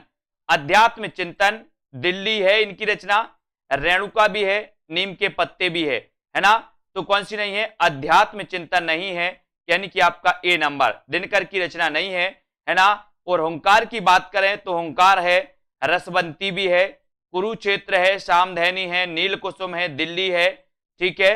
ये सारी रचनाएं मानी जाती हैं दोस्तों। द्वंद्व गीत, रश्मि रथी, उर्वशी, परशुराम की प्रतीक्षा, है ना, हारे को हरिनाम, धूप और धुआं, है ना, ये सारी रचनाएं मानी जाती है। आत्मा की आंखें, नीम के पत्ते, नीम के पत्ते भी पूछी जाती है, ठीक है। नीम के पत्ते के रचनाकार कौन है? एक हथौड़े वाला घर में और हुआ किसकी पंक्ति है? एक हथौड़े वाला घर में और हुआ, ये पंक्ति किसकी है? ये पंक्ति बताना है। ये पंक्ति एक हथौड़ा वाला घर में और हुआ, ये किसकी पंक्ति है? उत्तर चला जाता है केदारनाथ अग्रवाल की। किसकी पंक्ति है? केदारनाथ अग्रवाल की। और ए नंबर केदारनाथ अग्रवाल आपका बिल्कुल सही हो जाता है। केदारनाथ अग्रवाल प्रगतिवाद के प्रमुख कवि हैं, है ना। एक हथौड़ा वाला घर में और हुआ, आज नदी बिल्कुल उदास थी, है ना। इन पंक्तियों तथा इनकी काव्य कृतियां इस प्रकार हैं दोस्तों। नींद के बादल, युग की गंगा केदारनाथ अग्रवाल, फूल नहीं रंग बोलते हैं केदारनाथ अग्रवाल। ये रचनाएं अपन को याद करना है, ठीक है। ये रचनाएं हमेशा पूछी जाती हैं। बढ़ते हैं अगले क्वेश्चन की ओर, अगले प्रश्न को देखते हैं। इनमें से कौन सा कवि प्रगतिवादी नहीं है? ये क्वेश्चन तो कई बार पूछे जाते हैं। और प्रगतिवादी जो कवि हैं उनको आपको याद करना है। कौन सा प्रगतिवादी कवि नहीं है बताइए? केदारनाथ अग्रवाल नहीं है, भवानी प्रसाद मिश्र, त्रिलोचन या फिर शिवमंगल सिंह सुमन। प्रगतिवादी जो कवि हैं वो कौन नहीं है? ये प्रश्न आपको बताना है। कौन सा कवि प्रगतिवादी नहीं है? और इसका सही उत्तर होगा आपका कि जो प्रगतिवादी नहीं है वो कौन नहीं है? भवानी प्रसाद मिश्र, है ना। यानी कि आपका जो बी नंबर है वो बिल्कुल सही है, ठीक है। भवानी प्रसाद मिश्र आपका सही हो जाएगा दोस्तों। हरि भवानी शकुन करे, शेर नरे रघुधर्म करे। ये भवानी प्रसाद प्रयोगवादी कवि माने जाते हैं, है ना। तो केदारनाथ अग्रवाल, वासुदेव सिंह, त्रिलोचन, शिवमंगल सिंह सुमन ये प्रगतिवादी कवि माने जाते हैं, जबकि भवानी प्रसाद मिश्र ये प्रयोगवादी कवि हैं, है ना। और ये दूसरे तार सप्तक से जुड़े हुए थे। कौन? भवानी प्रसाद मिश्र, है ना। अब यहां पर बढ़ते हैं, कृतियों तथा कृतिकारों को सुमेलित करना है ईश्वर की अध्यक्षता में। और कबूतर, है ना, कबूतर आत्महत्या के विरुद्ध और जलसाघर, ये रचनाएं कौन सी हैं? ये रचनाएं किसकी हैं? ये आपको सुमेलित करना है। तो करिए सुमेलित। ईश्वर की अध्यक्षता, ये रचना किसकी है? या फिर अब कबूतर या फिर आत्महत्या के विरुद्ध या जलसाघर। और यहां पर आपका बिल्कुल सही आंसर होगा कि ईश्वर की अध्यक्षता में लीलाधर जगूड़ी, है ना। कबूतर के रचनाकार उदय प्रकाश, आत्महत्या के रघुवीर सहाय, जलसाघर के रचनाकार श्रीकांत और सतरंगे पंखों वाली ये नागार्जुन। अब आपसे अगर पूछा जाए कि ईश्वर की अध्यक्षता में की रचनाकार कौन है? लीलाधर जगूड़ी हैं। कबूतर के रचनाकार कौन है? उदय प्रकाश हैं। आत्महत्या के विरुद्ध की रचनाकार कौन है? रघुवीर सहाय, है ना। जलसाघर की रचनाकार कौन है? तो श्रीकांत हैं। सतरंगे पंखे वाली की रचना किसने की? तो वो की नागार्जुन ने। ये रचनाएं आपको याद करना है, ये हमेशा पूछी जाएंगी। हालाबाद के प्रवर्तक कौन है? ये क्वेश्चन तो अभी पूछा गया था पंजाब मास्टर गाइडर में। हालाबाद के प्रवर्तक कौन है बताइए? कौन माने जाते हैं दोस्तों? मासलवाद और हालाबाद ये दो चले थे। अब मासलवाद तो आपको पता है रामेश्वर शुक्ल अंचल हैं, लेकिन हालाबाद आपसे पूछा गया तो हालाबाद के प्रवर्तक कौन है? नरेंद्र शर्मा, रामेश्वर शुक्ल अंचल, जगदीश गुप्त या फिर हरिवंश राय बच्चन। हालाबाद के प्रवर्तक कौन माने जाते हैं? ये उत्तर आपको चयन करना है, सभी लोग चयन करेंगे उत्तर को। हालाबाद के प्रवर्तक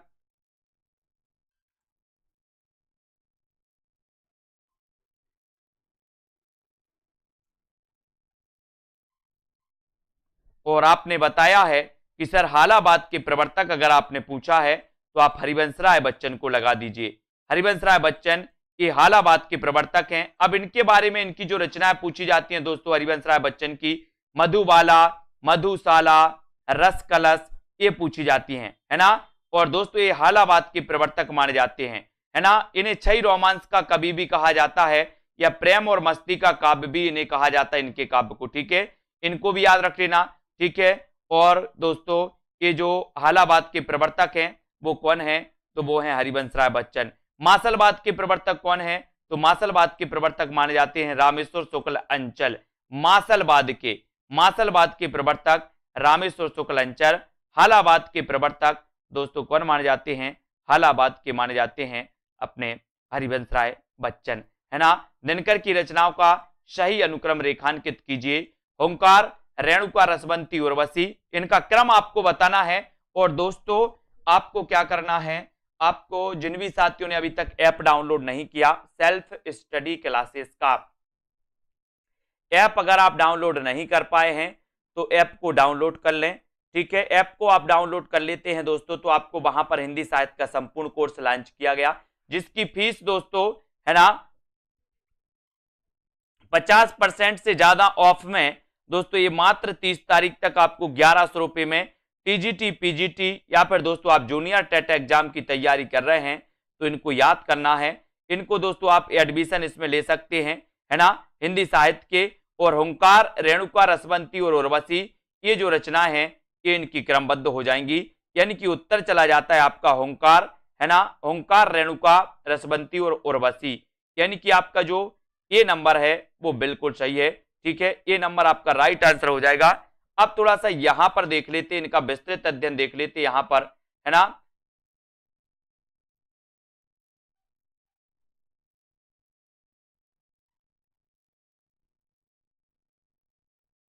ठीक है, इसको थोड़ा सा अपन देखते हैं,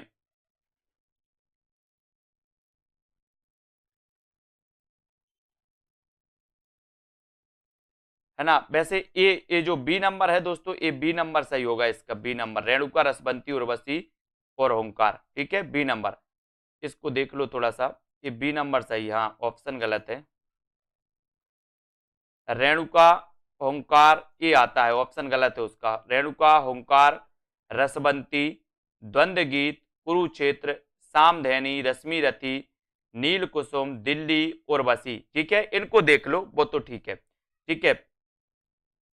गलत है, वो ऑप्शन गलत है। रेणुका, ओंकार, रसवंती, ठीक है, द्वंद्व गीत, कुरुक्षेत्र, सामधेनी, रश्मि रति, है ना, नील कुसुम, दिल्ली, उर्वशी, परशुराम की प्रतीक्षा, आत्मा की आंखें, हारे के हरिनाम, है ना, धूप और धुआं, नीम के पत्ते और इतिहास के आंसू, ये रचनाएं आपको याद रख लेना, ठीक है। ये हमेशा पूछी जाती हैं।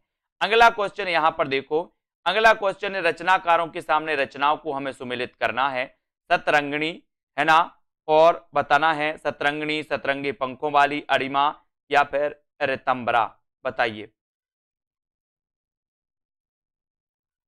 सतरंगिणी, निराला, सतरंगी पंखों वाली, अरिमा या फिर ऋतंबरा, ये रचनाएं किसकी हैं?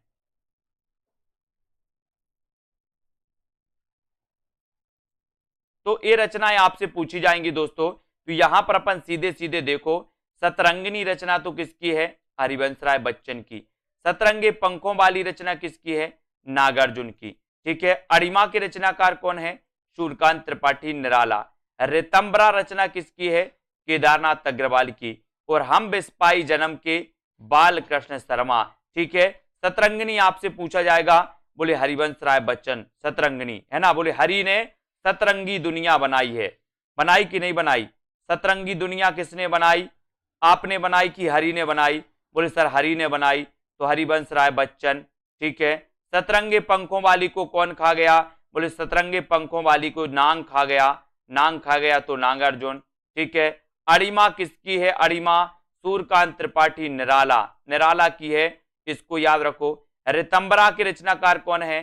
तो केदारनाथ मिश्र प्रभात, केदारनाथ मिश्र प्रभात हैं ये, केदारनाथ अग्रवाल नहीं है, ये केदारनाथ मिश्र प्रभात हैं, है ना। और हम बिस्पाई जन्म के ये बाल कृष्ण भट्ट। बोले हम तो विष भी डाल देते, बोले सर हम तो जन्म से बालों में विष डाल रहे हैं, बाल कृष्ण भट्ट बाल में डाल रहे विष, है ना, तो ये विष डाल रहे हैं बाल में, तो बाल कृष्ण भट्ट हम बिस्पाई जन्म के, है ना। हरिजन गाथा किसकी रचना है? हरिजन गाथा के रचनाकार बताना है। धूमिल है, आलोक धनवा है, लीलाधर जगुड़ी या फिर नागार्जुन। हरिजन धनवा की किसकी रचना मानी जाती है? प्रश्न क्रमांक 46 में। और 46 में आपको पता है हरिजन गाथा नागार्जुन। हरिजन गाथा के रचनाकार कौन है? तो हरिजन गाथा के रचनाकार नागार्जुन माने जाते। ठीक है। वैद्यनाथ इनका वास्तविक नाम। यात्री और दोस्तों माली, यात्री और माली भी इनका उपनाम था, माली। ठीक है। यात्री और माली इनका उपनाम था नागार्जुन का, है ना। और दोस्तों हरिजन गाथा के रचनाकार नागार्जुन। ईश्वर की अध्यक्षता में लीला, बोले ईश्वर की अध्यक्षता में लीला हुई थी, लीला पढ़ते ना अपन, कृष्ण लीला, बोले लीला, तो ईश्वर की अध्यक्षता में लीला जगुड़ी।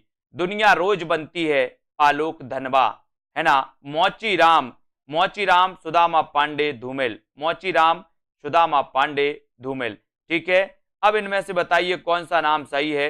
पहला तार सप्तक, तार सप्तक, दूसरा तार सप्तक, तीसरा तार सप्तक, कौन सा नाम सही है? सही नाम आपको चयन करना है, तो कौन सा नाम सही होता है इसमें से बताइए।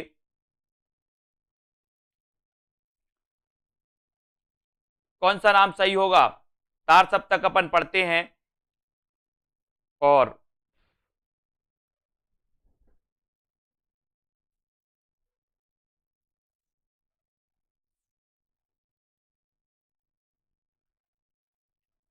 है ना, तो इसमें आपका सही हो जाएगा दोस्तों ये तार सप्तक, तार सप्तक इसमें सही है ना। बाकी दूसरा तीसरा सप्तक चौथा सप्तक ये भी सही है, दूसरा तार सप्तक तीसरा तार सप्तक, लेकिन इसमें दोस्तों ये जो गलत है पहला तार सप्तक गलत है। ठीक है। यहां पर ऐसा क्वेश्चन पूछा जाता कौन सा सही नहीं है, सही नहीं है तो पहला तार सप्तक सही नहीं है, बाकी दूसरा तो तार सप्तक है ही, तीसरा है, चौथा है ना। तो तार सप्तक दोस्तों ये तार सप्तक सही हो जाएगा सी नंबर। दूसरा तार सप्तक 51, तीसरा सप्तक 59, चौथा सप्तक 79। इन सभी तार सप्तकों का संपादन सच्चिदानंद हीरानंद बादशाह अज्ञे ने किया था। ठीक है। तो अज्ञे के बारे में आपको पता ही है, प्रथम द्वितीय तृतीय ये तार सप्तक इन्होंने याद रखे थे। ठीक है। अब यहाँ पर पढ़ते हैं ए नंबर पढ़ते हैं। यहाँ पर ये प्रभात फेरी के रचनाकार कौन है? सीधा सीधा इनको देख लेते हैं, इनको थोड़ा सा पढ़ लेते हैं। मधुलिका की रचनाकार कौन है? तो रामेश्वर शुक्ल अंचल है। प्रभात फेरी किसकी रचना है? नरेंद्र शर्मा की है प्रभात फेरी। प्रणभंग की रचनाकार कौन है? रामधारी सिंह दिनकर, है ना। काठमांडू की पहली सांझ शिवमंगल सिंह सुमन। मौर्य विजय की रचनाकार कौन है? सियाराम शरण गुप्त। अब आपसे पूछा जाएगा मधुलिका के रचनाकार कौन है? आप क्या बताओगे? रामेश्वर शुक्ल अंचल है। प्रभात फेरी ये किसकी रचना है? नरेंद्र शर्मा की। प्रणभंग रामधारी सिंह दिनकर, है ना। काठमांडू की पहली सांझ शिवमंगल सिंह सुमन। मौर्य विजय की रचनाकार कौन है? तो सियाराम शरण गुप्त। ठीक है। अगला क्वेश्चन इस प्रकार से आपको बताना है कि रचना किस किस की है। मौर्य विजय की रचनाकार कौन है? राखी की चुनौती किसकी रचना है? ठीक है। और दोस्तों राष्ट्रीय तरंग ये किसकी है?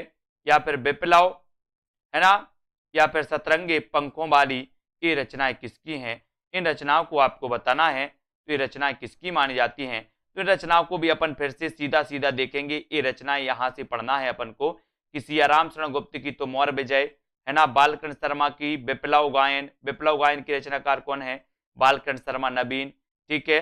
राखी की चुनौती किसकी रचना है? सुभद्रा कुमारी चौहान। राखी की चुनौती। राष्ट्रीय तरंग की रचनाकार कौन है? गया प्रसाद शुक्ल स्नेही। और सतरंगे पंखों वाली ये रचना किसकी है? तो ये रचना है दोस्तों नागार्जुन की। ठीक है। तो मौर्य विजय सियाराम शरण गुप्त, विप्लव गायन बालकृष्ण शर्मा नवीन, राखी की चुनौती सुभद्रा कुमारी चौहान, राष्ट्रीय तरंग गया प्रसाद शुक्ल स्नेही और सतरंगे पंखों वाली को कौन खा गया? बोले सर नाग। तो नागार्जुन आपका बिल्कुल सही हो जाएगा। ठीक है, 9 बजे रोज 9 बजे क्लास होती है दोस्तों, आपकी 40 मिनट की क्लास होती है। अब यहां पर आपको चयन करना है, यहां पर आपको बताना है कि रचना ना तो दर्शन है और ना किसी ज्ञानी के प्रौढ़ मस्तिष्क का चमत्कार, यह तो अंततः एक साधारण मनुष्य का शंकाकुल हृदय ही है जो मस्तिष्क के हृदय पर चढ़कर बोल रहा है। रामधारी से दिनकर द्वारा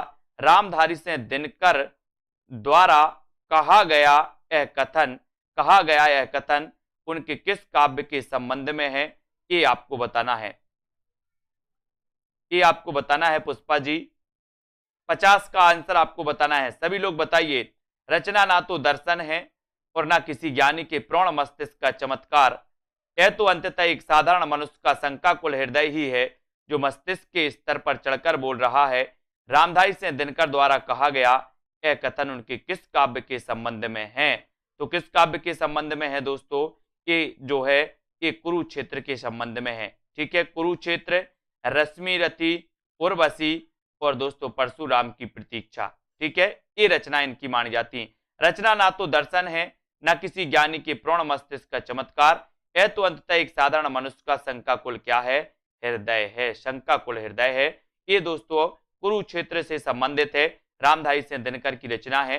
रामधारी से दिनकर की रचनाओं में रेणुका 1935 सबसे पहले रेणुका आती है, ओंकार आती है, फिर 1939 में रसवंती, द्वंद्व गीत, कुरुक्षेत्र, सामधैनी, रश्मि रति, नील कुसुम, दिल्ली, है ना, उर्वशी, परशुराम की प्रतीक्षा, आत्मा की आंखें, हरि को हरिनाम, है ना, धूप और धुआं, नीम के पत्ते, इतिहास के आंसू इत्यादि ये रचनाएं। अब आपको क्रमबद्ध यहां पर बताना है, क्रमबद्ध चयन करना है साथियों। जन्म काल के आधार पर निम्नलिखित कवियों का सही अनुक्रम बताइए।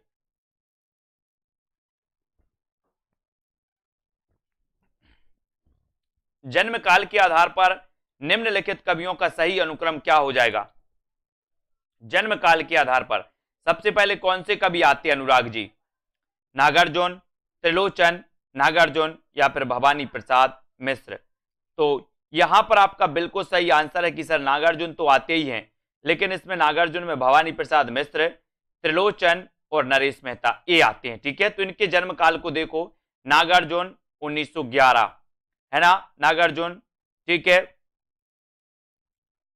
भवानी प्रसाद मिश्र 1913, ठीक है, त्रिलोचन 17, नरेश मेहता 21। तो ये आपको आनी चाहिए, ये आपको दोस्तों क्रमबद्ध आनी चाहिए। नागार्जुन 11, है ना, भवानी प्रसाद मिश्र में 13 है ना, त्रिलोचन में 17 और दोस्तों नरेश मेहता का 21 इनको याद रखोगे, है ना। 21 दिनकर की किस कृति का कथानक कर्ण है? बढ़िया प्रश्न है, बहुत बढ़िया प्रश्न है दोस्तों, अच्छा प्रश्न आपसे पूछा गया। प्रश्न क्या है कि दिनकर की किस कृति का कथानक कर्ण है? कर्ण बताना है, किस कृति का कथानक है कर्ण? कुरुक्षेत्र का है, परशुराम की प्रतीक्षा का है या फिर उर्वशी का है? सभी लोग लाइक जरूर कर दीजिए वीडियो को दोस्तों। 52 का आंसर दिनकर की किस कृति का कथानक कर्ण है, ये प्रश्न आपसे पूछा गया और 52 में आपने लगा दिया कि सर इनकी रचनाएं तो ये सारी हैं, कुरुक्षेत्र भी इनकी रचना है, परशुराम की प्रतीक्षा भी है, उर्वशी भी है, रश्मि रति भी है, लेकिन जो कर्ण है वो दोस्तों कथानक कर्ण है वो रश्मि रति का है, यानी कि आपका जो बी नंबर है वो बिल्कुल है। रश्मि रति रामधारी से दिनकर का खंड काव्य है जिसका कथानक कर्ण है। अन्य रचनाएं भी राष्ट्रीय सांस्कृतिक चेतना प्रगतिवादी कवि रामधारी से दिनकर की हैं, है ना, इनको अपन को याद रख लेना। प्रगतिशील लेखक संघ की स्थापना लंदन में किसके प्रयत्न से हुई थी? बताइए किसके प्रयत्न से हुई थी लंदन में? लंदन में ये चयन आपको करना है। प्रगतिशील लेखक संघ की स्थापना दोस्तों लंदन में किसके प्रयासों से हुई थी, ये आपको बताना है। प्रश्न क्रमांक 53 का आंसर आपको चयन करना है। और प्रगतिशील लेखक संघ की स्थापना लंदन में किसके प्रयत्न से हुई थी? तो वो प्रयत्न है दोस्तों अपना सी नंबर, मुल्कराज आनंद व सज्जाद जहीर, है ना, मुल्कराज आनंद व सज्जाद जहीर के प्रयासों से हुई थी, यानी कि सी नंबर। कब हुई थी दोस्तों? 1935 में, 1935 में, ठीक है। फिर भारत में कब हुई थी? 1936 में, है ना। लखनऊ में इसका पहला क्या हुआ था? अधिवेशन हुआ था। पहले अध्यक्ष कौन थे इसके? तो इसके पहले अध्यक्ष थे कौन? प्रेमचंद। ये सभी को पता होगा, ठीक है, ये सभी को पता है, बहुत बढ़िया। तो अब यहां पर अपन देखते हैं दोस्तों इसके बारे में कि 1935 में लगभग फ्रांस की राजधानी पेरिस में एम फास्टर्स के नेतृत्व में प्रोग्रेसिव राइटर्स एसोसिएशन की स्थापना हुई थी। इसी तर्ज पर भारत के मुल्कराज आनंद एवं सज्जाद जहीर ने दोस्तों क्या किया था? सज्जाद जहीर, है ना, भारत के डॉक्टर मुल्कराज आनंद एवं सज्जाद जहीर ने ब्रिटिश राजधानी लंदन में प्रगतिशील लेखक संघ की स्थापना की थी। प्रगतिवादी काव्य सृष्टि है। प्रगतिवादी काव्य सृष्टि आपको बताना है कैसी है? दार्शनिक है, वर्ग चेतना प्रधान है, व्यक्तिक यथार्थ या फिर यथास्थितिवादी है। प्रगतिवादी काव्य सृष्टि कैसी मानी जाती है? कमेंट में आपको लिखना है। वीडियो को लाइक और शेयर जरूर करना है। 10 बजे एग्जाम पर यूट्यूब चैनल में दोस्तों एक क्लास आती है आपके लिए हिंदी साहित्य की, वो भी आप अटेंड कर सकते हो। सेल्फ स्टडी क्लासेस का ऐप अभी तक डाउनलोड अगर नहीं किया है तो आज ही सेल्फ स्टडी क्लासेस का ऐप डाउनलोड कर लें, है ना। और प्रगतिवादी काव्य सृष्टि है तो वो कौन सी है? वर्ग चेतना प्रधान, यानी कि आपका जो बी नंबर वर्ग चेतना प्रधान है वो बिल्कुल सही हो जाएगा, ठीक है, बी नंबर आपका सही हो जाएगा। और दोस्तों 1 तारीख से यानी कि 1 अप्रैल से लॉन्च होने वाला है टीजीटी पीजीटी का मॉडल पेपर। मॉडल पेपर यानी कि जिसमें 125 प्रश्न होंगे। 125 में व्याकरण के भी प्रश्न होंगे, हिंदी साहित्य के भी प्रश्न होंगे, संस्कृत के भी प्रश्न होंगे। तो कुल मिला के 125 प्रश्नों का जो मॉडल पेपर टीजीटी पीजीटी में आता है वो लॉन्च होने वाला है 1 अप्रैल से, ठीक है, 1 अप्रैल से लॉन्च होगा। तो जिन भी साथियों को लेना है, शुरुआत में विशेष छूटें भी रहेंगी जैसी भी रहें, है ना। इनमें से कौन सी रचना केदारनाथ अग्रवाल की नहीं है? तो आपको पता है, बोले सर केदारनाथ अग्रवाल की बात करोगे तो युग की गंगा इनकी रचना है ना। नींद के बादल भी इनकी रचना है, ये भी आपको याद रख लेना है, ठीक है, याद रख लेना है,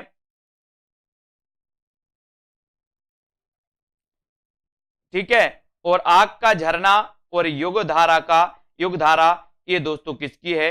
ये केदारनाथ अग्रवाल की रचना नहीं है, ये तो किसकी है? ये तो रचना नागार्जुन की है। किसकी है? नागार्जुन की। इसको याद रख लेना। युगधारा की आज का जो अपना पहला प्रश्न है यहां पर आपको बताना है, यहां तक अपन ने पढ़ लिया था। अगला क्वेश्चन है आपका, फूल नहीं रंग बोलते हैं, फूल नहीं रंग बोलते हैं कि रचनाकार कौन माने जाते हैं? इसका उत्तर आपको बताना है। केदारनाथ अग्रवाल, नागार्जुन, त्रिलोचन या फिर नरेश मेहता। अपन ने दोस्तों प्रगतिवाद के बारे में पढ़ा था कि सर प्रगतिवाद का जो उदय होता है वो होता है 1936 में। प्रगतिवाद के प्रवर्तक कौन है? सुमित्रानंदन पंत। छायावाद के अंत की घोषणा किस रचना से मानी जाती है? तो वो रचना है कौन सी? युगांत। किसकी रचना है? युगांत। तो युगांत के रचनाकार अपन ने पढ़ा था कि युगांत के जो रचनाकार हैं वो रचनाकार हैं दोस्तों कौन से? सुमित्रानंदन पंत। ये भी अपन ने एक बार पढ़ लिया, ठीक है। अब दोस्तों आपको बताना है कि फूल नहीं रंग बोलते हैं, ये रचना किसकी है? तो आप लोगों को बिल्कुल पता है। बोले सर केदारनाथ गए हो आप, केदारनाथ धाम गए हैं ना बहुत सारे, केदारनाथ में फूल नहीं रंग बोलते हैं। बोले सर वहां के, है ना, फूल नहीं रंग बोलते कहां पर? केदारनाथ में। तो आपका ए नंबर केदारनाथ अग्रवाल बिल्कुल सही हो जाएगा, ठीक है। फिर बढ़ते हैं दोस्तों अगले क्वेश्चन की ओर। यहां पर आते हैं, फूल नहीं रंग बोलते, है ना, युग की गंगा, युग की गंगा, नींद के बादल, आग का आईना, अपूर्वा, समय समय पर, है ना, इत्यादि दोस्तों केदारनाथ अग्रवाल की रचनाएं मानी जाती हैं। और केदारनाथ अग्रवाल प्रगतिवादी काव्यधारा से संबंधित हैं, यानी कि ये प्रगतिवाद के कवि माने जाते हैं। कौन दोस्तों? अग्रवाल, केदारनाथ अग्रवाल, ठीक है। बात करें दोस्तों नागार्जुन की, तो नागार्जुन की रचनाओं में युगधारा, सतरंगे पंखों वाली, प्यासी पथराई आंखें, भस्मांकुर, तुमने कहा था, ये सभी रचनाएं किसकी हैं? नागार्जुन की मानी जाती हैं, ठीक है। बात करें दोस्तों मिट्टी की बारात, तो मिट्टी की बारात 2 लोगों ने रचना की दोस्तों इस नाम से, है ना। आपको पता है मिट्टी की बारात, कभी आपसे पूछा जाए कि मिट्टी के बारात के रचनाकार कौन है, तो दोस्तों दो कवि कौन कौन से हैं? एक कवि हैं त्रिलोचन, दूसरे कवि हैं शिवमंगल सिंह सुमन। तो मिट्टी की बारात दो कवियों की रचनाएं हैं जिनको आपको याद रख लेना है, ठीक है। अब दोस्तों निशा निमंत्रण की रचनाकार आपको बताना है, निशा निमंत्रण की रचनाकार कौन है। कई बार एक क्वेश्चन आता है, इस क्वेश्चन के लिए हमें तैयार रहना है, बात करना है निशा निमंत्रण की, है ना। तो जब निशा होती है दोस्तों तो हम क्या करते हैं, बोले हम हरि का भजन करते हैं, निशा के समय हरि का भजन करते हैं। तो ये निशा निमंत्रण की रचनाकार कौन हो जाएंगे, हरिवंश राय बच्चन होंगे या फिर वीरेंद्र मिश्र होंगे, है ना। तो यहां पर आपको बिल्कुल सही है। बोले सर जैसे ही निशा होती है हम हरि को निमंत्रण देते हैं, हरि की आरती करते हैं, है ना, हरि यानी कि भगवान की। तो ये हरिवंश राय बच्चन, यानी आपका उत्तर विकल्प नंबर जो बी है वो बिल्कुल सही हो जाएगा, ठीक है। प्रणय मूलक व्यक्तिक काव्यधारा के अंतर्गत प्रेम और मस्ती की कविताएं लिखने वाले हरिवंश राय बच्चन। निशा निमंत्रण इनकी एक रचना है। मधुशाला, मधुबाला, मधु कलश, मिलन यामिनी, एकांत संगीत, प्रणय पत्रिका, सतरंगिनी, है ना। ये सारी रचनाएं दोस्तों इनकी मानी जाती हैं। और आपको पता है एक क्वेश्चन और इनसे पूछा जाता है कि हालाबाद के प्रवर्तक कौन है। हालाबाद के प्रवर्तक आपसे पूछा जाता है, हालाबाद के प्रवर्तक कौन है। फिर पूछा जाता है मासलवाद के प्रवर्तक कौन है ना। तो आपको याद रख लेना, हालाबाद के प्रवर्तक हरिवंश राय बच्चन, मासलवाद के प्रवर्तक रामेश्वर शुक्ल अंचल, है ना। ये चीज भी याद रख लेना।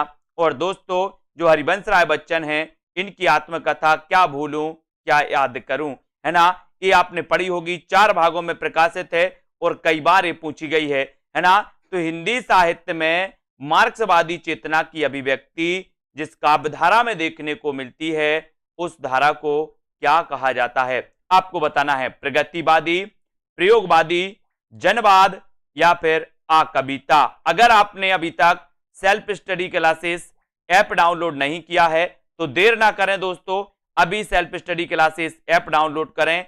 और मार्क्सवाद की जब भी बात होती है तो हम बात करते हैं प्रगतिवाद की, है ना।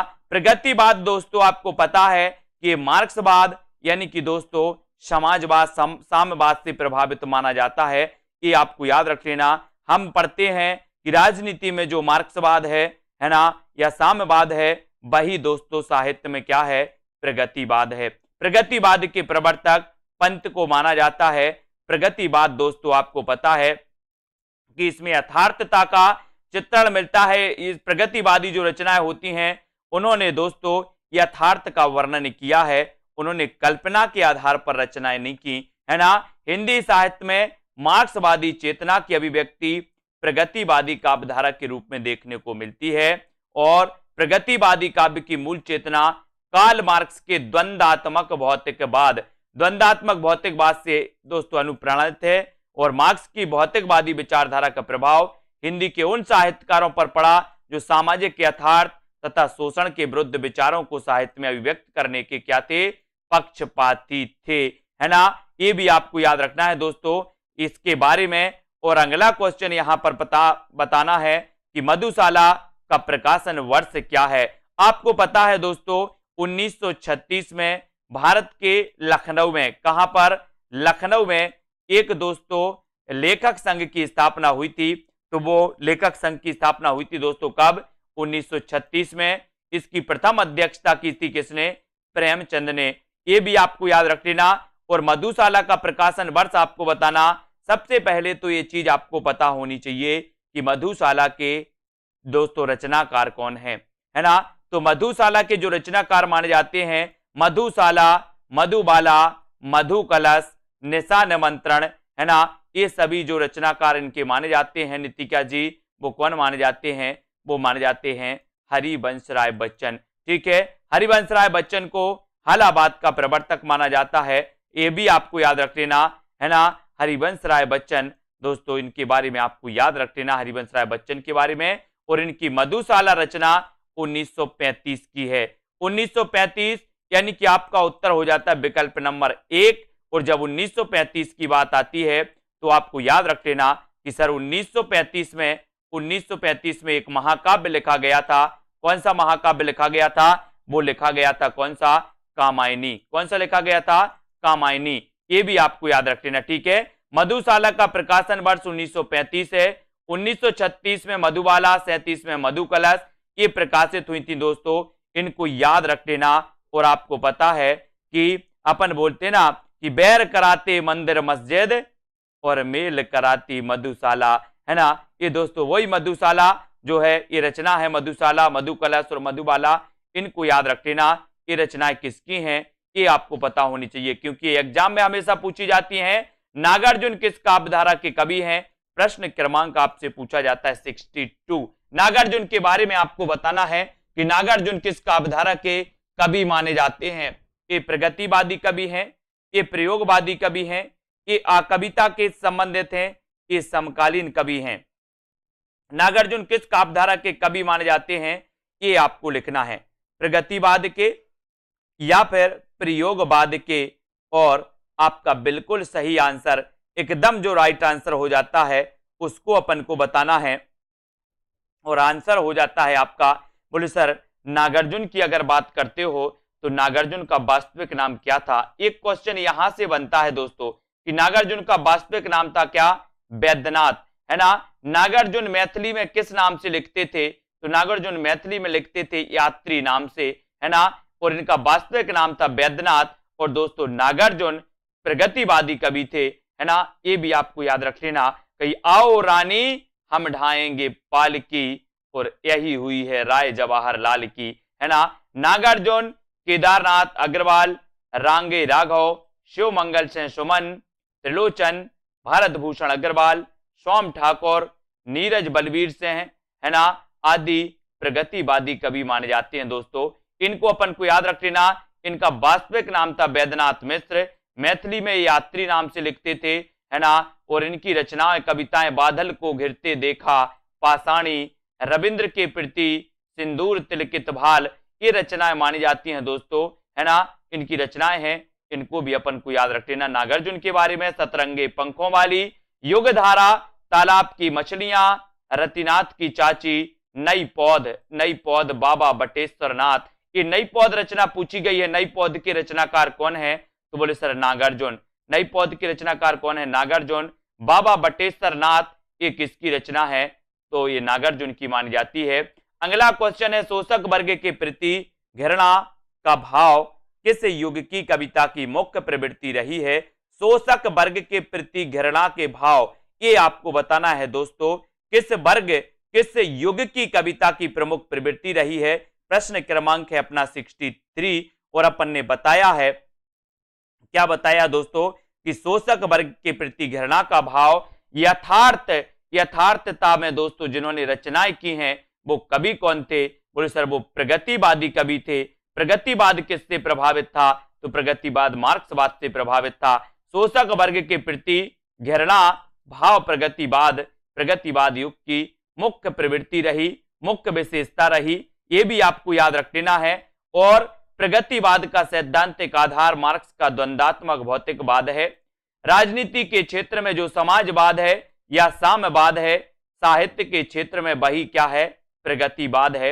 ये भी आपको याद रख लेना कि दोस्तों राजनीति के क्षेत्र में जो समाजवाद है, साम्यवाद है, साहित्य के क्षेत्र में वही प्रगतिवाद है ना। अगला क्वेश्चन है कि आग और राग का कवि किससे कहा जाता है?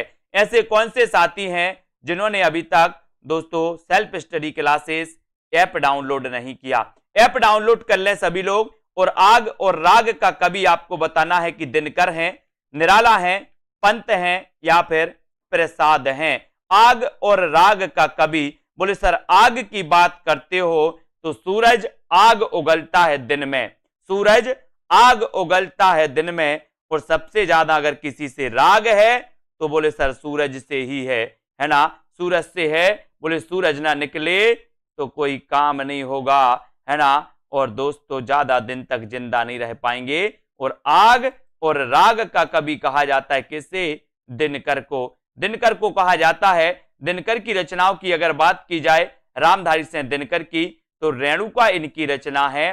हुंकार आपसे पूछा जाएगा हुंकार की रचनाकार कौन है ना। रसवंती किसकी रचना है? सामधैनी और कुरुक्षेत्र किसकी रचना है? परशुराम की प्रतीक्षा लंबी कविता किसकी है दोस्तों? ये रचना किसकी है? रश्मि रति उर्वशी के रचनाकार कौन है? हारे को हरिनाम, है ना, ये रचना किसकी है? तो आपको बताना है कि सर ये रचना है किसकी? दिनकर जी की। दिनकर जी की मानी जाती है। निराला की प्रमुख रचनाओं की बात करें तो अनामिका, अनामिका, परिमल, गीतिका, तुलसीदास, कुकुरमुत्ता और नए पत्ते, ये रचनाएं आपको याद रख लेना है। ठीक है, जयशंकर प्रसाद की रचनाओं की बात करें तो उर्वशी। दोस्तों यहां कंफ्यूज नहीं होना, मैं आपको कई बार बताता हूं कि उर्वशी एक रचना जयशंकर प्रसाद की भी है और उर्वशी एक रचना दिनकर की भी है। इनकी दोस्तों 1909 की रचना मानी जाती है जयशंकर प्रसाद की, जबकि उर्वशी रचना एक दिनकर की है 1961 की। ठीक है, तो ये उर्वशी रचनाओं को अपन याद करेंगे। वन मिलन की रचनाकार जयशंकर प्रसाद हैं, कानन कुसुम की रचनाकार जयशंकर प्रसाद हैं, प्रेम पथक भी जयशंकर प्रसाद की है, चित्राधार और कामायनी भी रचना जयशंकर प्रसाद की मानी जाती हैं। चित्राधार भी याद रख लेना दोस्तों, चित्राधार जयशंकर प्रसाद, है ना। सुमित्रानंदन पंत की रचनाओं में उच्छ्वास की बात आती है दोस्तों, तो उच्छ्वास के रचनाकार कौन है? उच्छ्वास के रचनाकार हैं सुमित्रानंदन पंत और शोकोच्छ्वास के रचनाकार हैं जयशंकर प्रसाद। शोकोच्छ्वास जयशंकर प्रसाद, उच्छ्वास सुमित्रानंदन पंत। ग्रंथि, पल्लव, गुंजन, स्वर्ण किरण, स्वर्ण धूलि, कला और बूढ़ा चांद, लोकायतन इनका महाकाव्य, चिदंबरा के लिए ज्ञानपीठ पुरस्कार मिला पंत जी की रचनाओं के लिए। तो ये सुमित्रानंदन पंत जी की रचनाएं जो आपको याद रख लेना। ये रचना इनकी स्वर्ण किरण, स्वर्ण धूलि अरविंद दर्शन से प्रभावित है ना। कला और बूढ़ा चांद के लिए 1960 में साहित्य अकादमी पुरस्कार मिला। ठीक है, लोकायतन इनका महाकाव्य गांधी जी के जीवन पर आधारित है पंत जी का। चिदंबरा के लिए 1968 में दोस्तों इन्हें क्या मिला था? ज्ञानपीठ पुरस्कार मिला था। इन सारी चीजों को आपको याद रखना है। कुरुक्षेत्र का मुख्य प्रतिपाद्य क्या है? कुरुक्षेत्र किसकी रचना? सबसे पहले तो ये बताना है आपको। तो कुरुक्षेत्र के रचनाकार माने जाते हैं दोस्तों कौन? दिनकर जी। और इनका मुख्य प्रतिपाद्य क्या है, इसके बारे में अपन चर्चा करेंगे यहां पर। और भी विकल्प आपको यहां पर दिए गए और आपका राइट आंसर है कि जब तक संसार में सद्भावना, शांति, समता और न्याय की प्रतिष्ठा नहीं होती तब तक युद्ध अनिवार्य है, तब तक युद्ध अनिवार्य है। राष्ट्रीय सांस्कृतिक चेतना के कवि रामधारी सिंह दिनकर की प्रमुख रचना कौन सी है? कुरुक्षेत्र। एक प्रबंध काव्य है जिसका मुख्य प्रतिपाद्य है दोस्तों कि जब तक संसार में सद्भावना, शांति, समता और न्याय की प्रतिष्ठा नहीं होती युद्ध अनिवार्य है ना। कुरुक्षेत्र में अगला क्वेश्चन, रामधारी सिंह दिनकर के अनुसार कुरुक्षेत्र में किसका आलंबन लेकर उन्होंने महत्वपूर्ण प्रश्न को कृति में उपस्थित किया है? आंसर बताना है आपको, सभी लोग बताएंगे। यहां पर राइट आंसर क्या हो जाएगा? जिन भी साथियों ने अभी तक लाइक नहीं किया है वो प्लीज एक बार लाइक कर देंगे, है ना। और साथियों रामधारी सिंह दिनकर के बारे में आपको बताना है कि किसका अवलंबन लेकर के दोस्तों इन्होंने बताइए। प्रश्न क्रमांक है आपका 66 और 66 में आपका बिल्कुल सही आंसर आपको बताना है कि महत्वपूर्ण प्रश्न को कृति में उपस्थित किया है तो वो दोस्तों भीष्म और युधिष्ठिर, भीष्म और युधिष्ठिर, ये आपको याद रख लेना है। ठीक है, फिर दोस्तों अगले क्वेश्चन की ओर जाते हैं, अगले क्वेश्चन की ओर बढ़ते हैं। रामधारी सिंह दिनकर ने अपने काव्य कुरुक्षेत्र में भीष्म और युधिष्ठिर का आलंबन यानी कि विषय लेकर उन्होंने महत्वपूर्ण प्रश्न को कृति में उपस्थित किया है। इसको याद रख लेना है। किसने लिखी ये पंक्तियां? ये पंक्तियां आपको बताना है दोस्तों, ये पंक्तियों के रचनाकार कौन है ये आपको बताना है कि ये पंक्तियां हैं अपनी। इस पंक्तियों के रचनाकार कि कुरुक्षेत्र ना तो दर्शन है, ना किसी जानी के प्राण, है ना, मस्तिष्क का चमत्कार है, यानी के, है ना, यह तो अंततः एक साधारण मनुष्य का शंकाकुल हृदय ही है जो मस्तिष्क के स्तर पर चढ़कर बोल रहा है। जल्दी से इसके बारे में आपको बताना है कि ये जो पंक्तियां हैं वो पंक्तियां किसकी हैं, बताइए। ये पंक्तियां बताना, ये पंक्तियां किसकी हैं, इसका राइट आंसर आपको चयन करना है। इस पंक्ति के रचनाकार कौन है? तो यहां पर आपका जो सबसे अच्छा और सही आंसर हो जाएगा, सटीक आंसर हो जाएगा, वो हो जाएगा रामधारी सिंह दिनकर, है ना। डी नंबर आपका सही हो जाएगा। कुरुक्षेत्र के संदर्भ में रामधारी सिंह दिनकर का कथन है कि कुरुक्षेत्र ना तो दर्शन है, ना किसी ज्ञानी के प्रौढ़ मस्तिष्क का चमत्कार है, यह तो अंततः एक साधारण मनुष्य का शंकाकुल हृदय ही है जो मस्तिष्क के स्तर पर चढ़कर बोल रहा है। और ये कथन किसका है आपसे पूछा गया तो आपने बता दिया कि सर ये तो दिनकर जी का है। किसका है? दिनकर जी का। सभी लोग लाइक जरूर कर दें एक बार साथियों, है ना। आत्मा का संग्राम आत्मा से, देह का संग्राम देह से जीता जाता है। रामधारी सिंह दिनकर का यह कथन किस कृति के संदर्भ में कहा गया है? बताइए। आत्मा का संग्राम आत्मा से, देह का संग्राम देह से, रामधारी सिंह दिनकर का यह कथन किस कृति के संदर्भ में कहा गया? प्रश्न क्रमांक 68 का आंसर सभी लोगों को बताना है। उत्तर क्या हो जाएगा? उत्तर बताना है। 68 का आंसर आपको बताना है। आत्मा का संग्राम आत्मा से और देह का संग्राम देह से।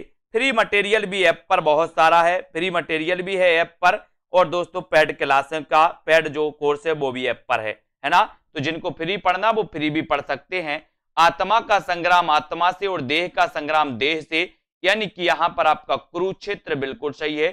सी नंबर आपका सही हो जाएगा। आत्मा का संग्राम आत्मा से और देह का संग्राम देह से जीता जाता है। यह कथन रामधारी सिंह दिनकर ने अपनी रचना कुरुक्षेत्र में कही है। कुरुक्षेत्र में भीष्म और युधिष्ठिर के माध्यम से धर्म रक्षा हेतु युद्ध की आवश्यकता सिद्ध की गई है। इसको आपको याद रख लेना। अब यहां पर आते हैं दोस्तों, प्रगतिवादी काव्य किस विचारधारा से प्रेरित है? प्रगतिवादी काव्य आपको बताना है कि किस विचारधारा से प्रेरित है। क्वेश्चन कई बार पूछा गया है, कई एग्जामों में पूछा गया है, इसलिए सभी को तैयार रहना है। प्रगतिवादी काव्य के बारे में आपको बताना है ना, कि किससे प्रेरित माना जाता है? बताइए। प्रगतिवादी काव्य किस विचारधारा से प्रभावित है? कमेंट में जल्दी से आपको लिखना है। 4 विकल्प हैं आपके सामने, आदर्शवाद, मार्क्सवाद, अस्तित्ववाद और गांधीवाद, है ना। तो प्रगतिवाद काव्य किस विचारधारा से प्रेरित माना जाता है, ये उत्तर आपको चयन करना था और आपने उत्तर बिल्कुल आसानी से बता दिया कि मार्क्सवाद से प्रभावित माना जाता है, यानी कि आपका उत्तर बी नंबर बिल्कुल सही है। ठीक है। प्रगतिवादी काव्यधारा मार्क्सवादी विचारधारा से प्रेरित है और इस विचारधारा के प्रमुख कवि नागार्जुन, त्रिलोचन, है ना, शास्त्री, केदारनाथ अग्रवाल आदि माने जाते हैं। अगला क्वेश्चन है, प्रस्तुत पंक्तियां किस कृति से ली गई हैं? अगला यहां पर पंक्ति आपको दी है कि इस व्यक्तिक भोगवाद से फूटी विष की धारा तड़प रहा है जिसमें पढ़कर मानव समाज यह सारा।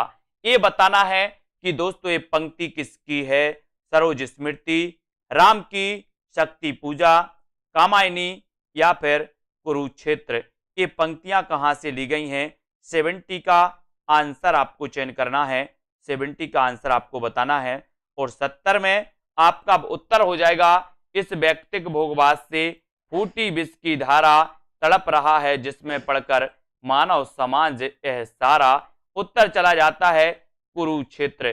कुरुक्षेत्र यानी कि आपका डी नंबर बिल्कुल सही हो जाएगा, है ना। कुरुक्षेत्र आपका राइट आंसर है दोस्तों। ये पंक्तियां ली गई हैं कुरुक्षेत्र से, है ना। दिनकर कृत कुरुक्षेत्र से दोस्तों ये पंक्तियां ली गई हैं। राम की शक्ति पूजा निराला की दोस्तों लंबी कविता है, इसको याद करना। कामायनी के रचनाकार जयशंकर प्रसाद है। सबको मुक्त प्रकाश चाहिए, सबको मुक्त समीरण, बाधा रहित विकास मुक्त, है ना, आशंकाओं से जीवन। ये पंक्तियां किससे ली गई हैं? ये पंक्तियां आपको बताना है कि सबको मुक्त प्रकाश चाहिए, सबको मुक्त समीरण, बाधा रहित विकास। ये पंक्तियां कहां से ली गई हैं?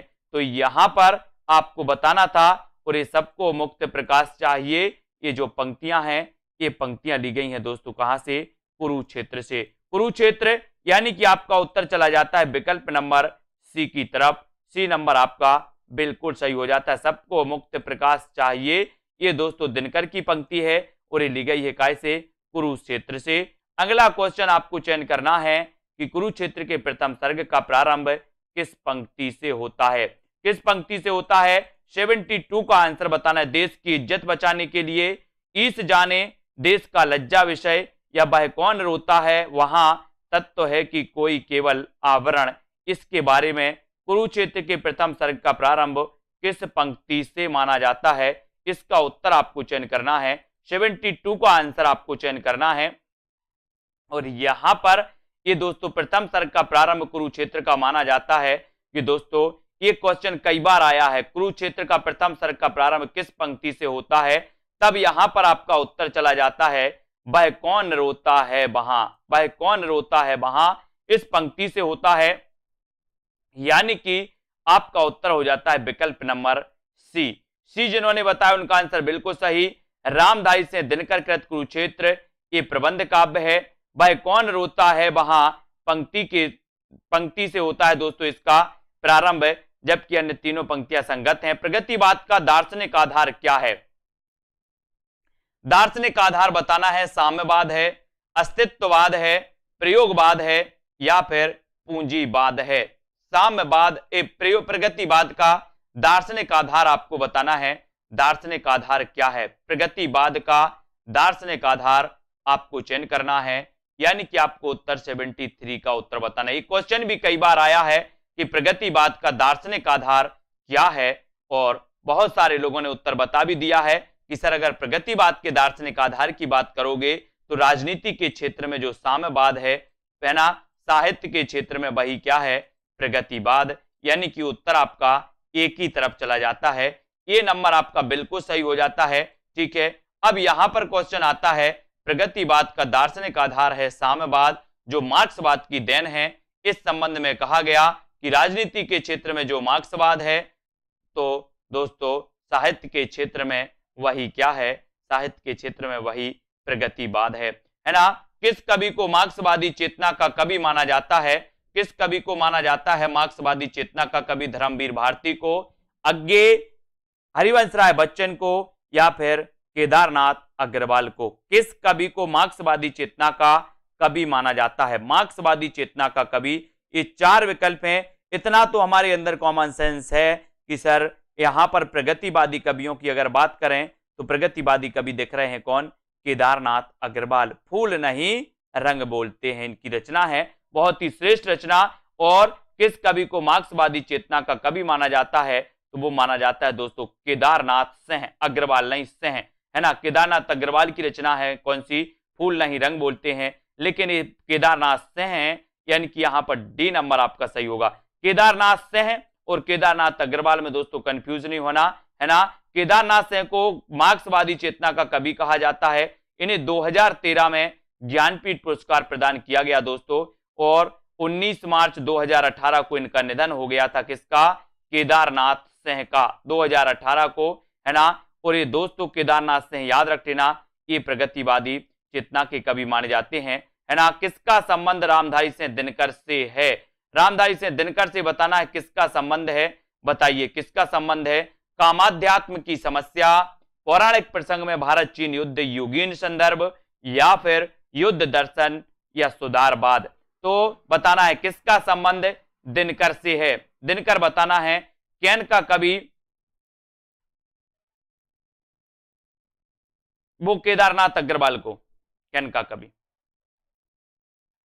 ठीक है, तो यहां पर आपका दोस्तों पौराणिक प्रसंग में भारत चीन युद्ध का युगीन संदर्भ, यानी कि आपका बी नंबर बिल्कुल सही हो जाएगा। ठीक है, बी नंबर यानी कि आपका ए नंबर जे, ए बी और सी। ठीक है, तो कामाध्यात्म की समस्या, पौराणिक प्रसंग में भारत चीन युद्ध का युगीन संदर्भ और युद्ध दर्शन, यानी कि ये तीनों सही हो जाएंगे दोस्तों। दिनकर से संबंधित हैं, सुधारवाद दिनकर से संबंधित नहीं है। तो यहां पर अपन देख लेते हैं कि कामाध्यात्म की समस्या और बसी में, पौराणिक प्रसंग में भारत चीन युद्ध का युगीन संदर्भ, परशुराम की प्रतीक्षा में, युद्ध दर्शन कुरुक्षेत्र ओंकार और रश्मि रथी में, जबकि सुधारवाद का संबंध दिनकर से नहीं है, दिनकर से नहीं है। 76 का आंसर आपको बताना है कि किस कवि का संबंध प्रगतिवाद से नहीं है। प्रगतिवाद से नहीं है तो किसका संबंध नहीं है, ये आपको बताना है। किसका संबंध नहीं है प्रगतिवाद से?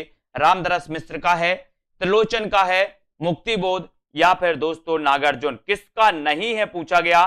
सभी लोग एक बार लाइक जरूर करेंगे, लाइक आपको जरूर करना है साथियों। ठीक है, आप एक बार लाइक करते हो, है ना, और एक क्लास आपके लिए दोस्तों कई बार आपको मिलने वाली है। ठीक है, और जिन भी साथियों ने अभी तक दोस्तों सब्सक्राइब किया है लेकिन बेल आइकन को नहीं दबाया, तो वो बेल आइकन को दबा दें, जिससे नोटिफिकेशन आपके पास हमेशा के लिए पहुंचेगा, रोज पहुंचेगा। जो भी क्लास होंगी उनका नोटिफिकेशन पहुंचेगा।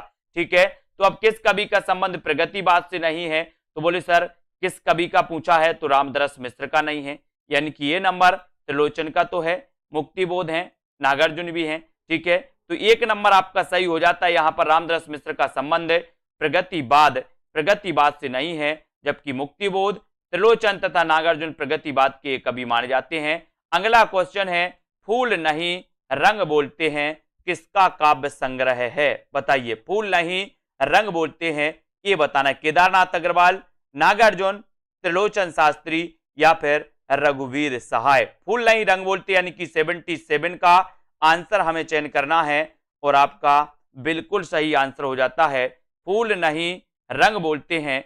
उत्तर चला जाता है केदारनाथ अग्रवाल, फूल नहीं रंग बोलते हैं, यानी कि आपका जो एक नंबर है, ए नंबर है, वो बिल्कुल सही है। फूल नहीं रंग बोलते हैं ये केदारनाथ अग्रवाल का प्रमुख काव्य संग्रह है ना। युग की गंगा और दोस्तों मार प्यार की थापें, आग का आईना, अकाल और उसके बाद नागार्जुन की एवं ताप के ताए हुए दिन त्रिलोचन शास्त्री की रचना है। इनको हमें याद रख लेना है, ठीक है। और रघुवीर सहाय आत्महत्या के विरुद्ध के रचनाकार कौन है? तो रघुवीर सहाय। आत्महत्या के विरुद्ध के रचनाकार कौन है? रघुवीर सहाय, ठीक है। इनको याद रख लेना। अगला क्वेश्चन यहां पर बताना है दोस्तों, युग की गंगा किसकी रचना है? युग की गंगा किसकी रचना है? चार विकल्प हैं हमारे सामने। युग की गंगा के रचनाकार आपको चयन करना है, इसके रचनाकार कौन है? केदारनाथ से हैं, केदारनाथ अग्रवाल, केदारनाथ मिश्र प्रभात या फिर रामेश्वर शुक्ल। बताइए युग की गंगा के रचनाकार कौन है? सभी लोग लाइक जरूर कर दें, एक बार लाइक सभी लोग किया करें दोस्तों। युग की गंगा किसकी रचना है ये आपको बताना है। और जिन भी साथियों ने अभी तक सेल्फ स्टडी क्लासेस का दोस्तों क्या नहीं किया है ना, हाँ अलग अलग कवि हैं, केदारनाथ अग्रवाल अलग है, केदारनाथ से हैं अलग हैं, ठीक है। तो यहां पर याद रख लेना कि युग की गंगा किसकी रचना है? युग की गंगा दोस्तों इसके रचनाकार हैं केदारनाथ अग्रवाल, ठीक है। सेल्फ स्टडी क्लासेस का ऐप जरूर डाउनलोड कर लो साथियों। केदारनाथ अग्रवाल यानी बी नंबर। युग की गंगा किसकी रचना है? केदारनाथ अग्रवाल की। युग की गंगा रचना के रचनाकार केदारनाथ अग्रवाल हैं, है ना। इसके अतिरिक्त फूल नहीं रंग बोलते हैं, आग का आईना ये पूछी गई रचना, आग का आईना के रचनाकार कौन है? तो आप क्या बताओगे? आग का आईना केदारनाथ अग्रवाल। गुल मेहंदी, नींद के बादल, है ना, ये सभी मानी जाती हैं। नींद के बादल भी केदारनाथ में, बोले सर नींद के बादल सो गए थे, है ना। और गुल मेहंदी भी इनकी रचना है केदारनाथ अग्रवाल जी की। और ये प्रगतिवादी श्रेष्ठ कवि माने जाते हैं केदारनाथ अग्रवाल, ठीक है।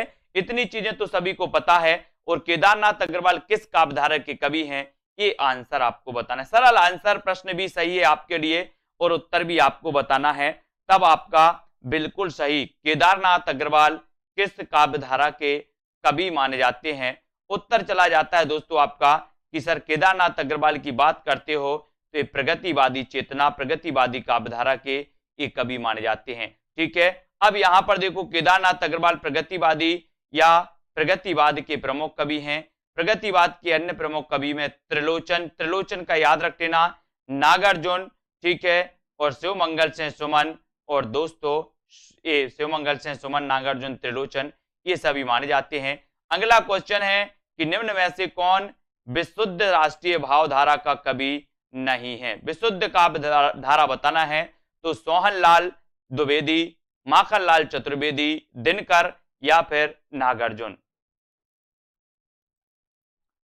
प्रश्न क्रमांक 80, कौन विशुद्ध राष्ट्रीय काव्य धारा, राष्ट्रीय भावधारा का कवि नहीं है? कौन सा नहीं है ये आंसर आपको चयन करना है। 4 सेकंड है, सभी लोग बताएंगे, वीडियो को लाइक कर देंगे और दोस्तों अपने मित्रों तक शेयर जरूर कर दिया करें। ये रोज क्लास होती है 9 बजे। और जिन भी साथियों को अभी दोस्तों एडमिशन लेना है तो अभी भी मौका है, आप एडमिशन ले सकते हो, है ना। और यहां पर आपका उत्तर सी नंबर, ये नागार्जुन साहब जो हैं दोस्तों ये प्रगतिवादी काव्यधारा के कवि हैं। ये राष्ट्रीय भावधारा, विशुद्ध राष्ट्रीय भावधारा के कवि नहीं माने जाते, है ना। और नागार्जुन राष्ट्रीय भावधारा के कवि नहीं है, बल्कि प्रगतिवादी या मार्क्सवादी विचारधारा के साथ साथ राजनीतिक कवि भी माने जाते हैं। जबकि सोहनलाल द्विवेदी, माखनलाल चतुर्वेदी, दिनकर ये राष्ट्रीय काव्यधारा के कवि हैं आज का आपका चैलेंज प्रश्न है, अज्ञे ने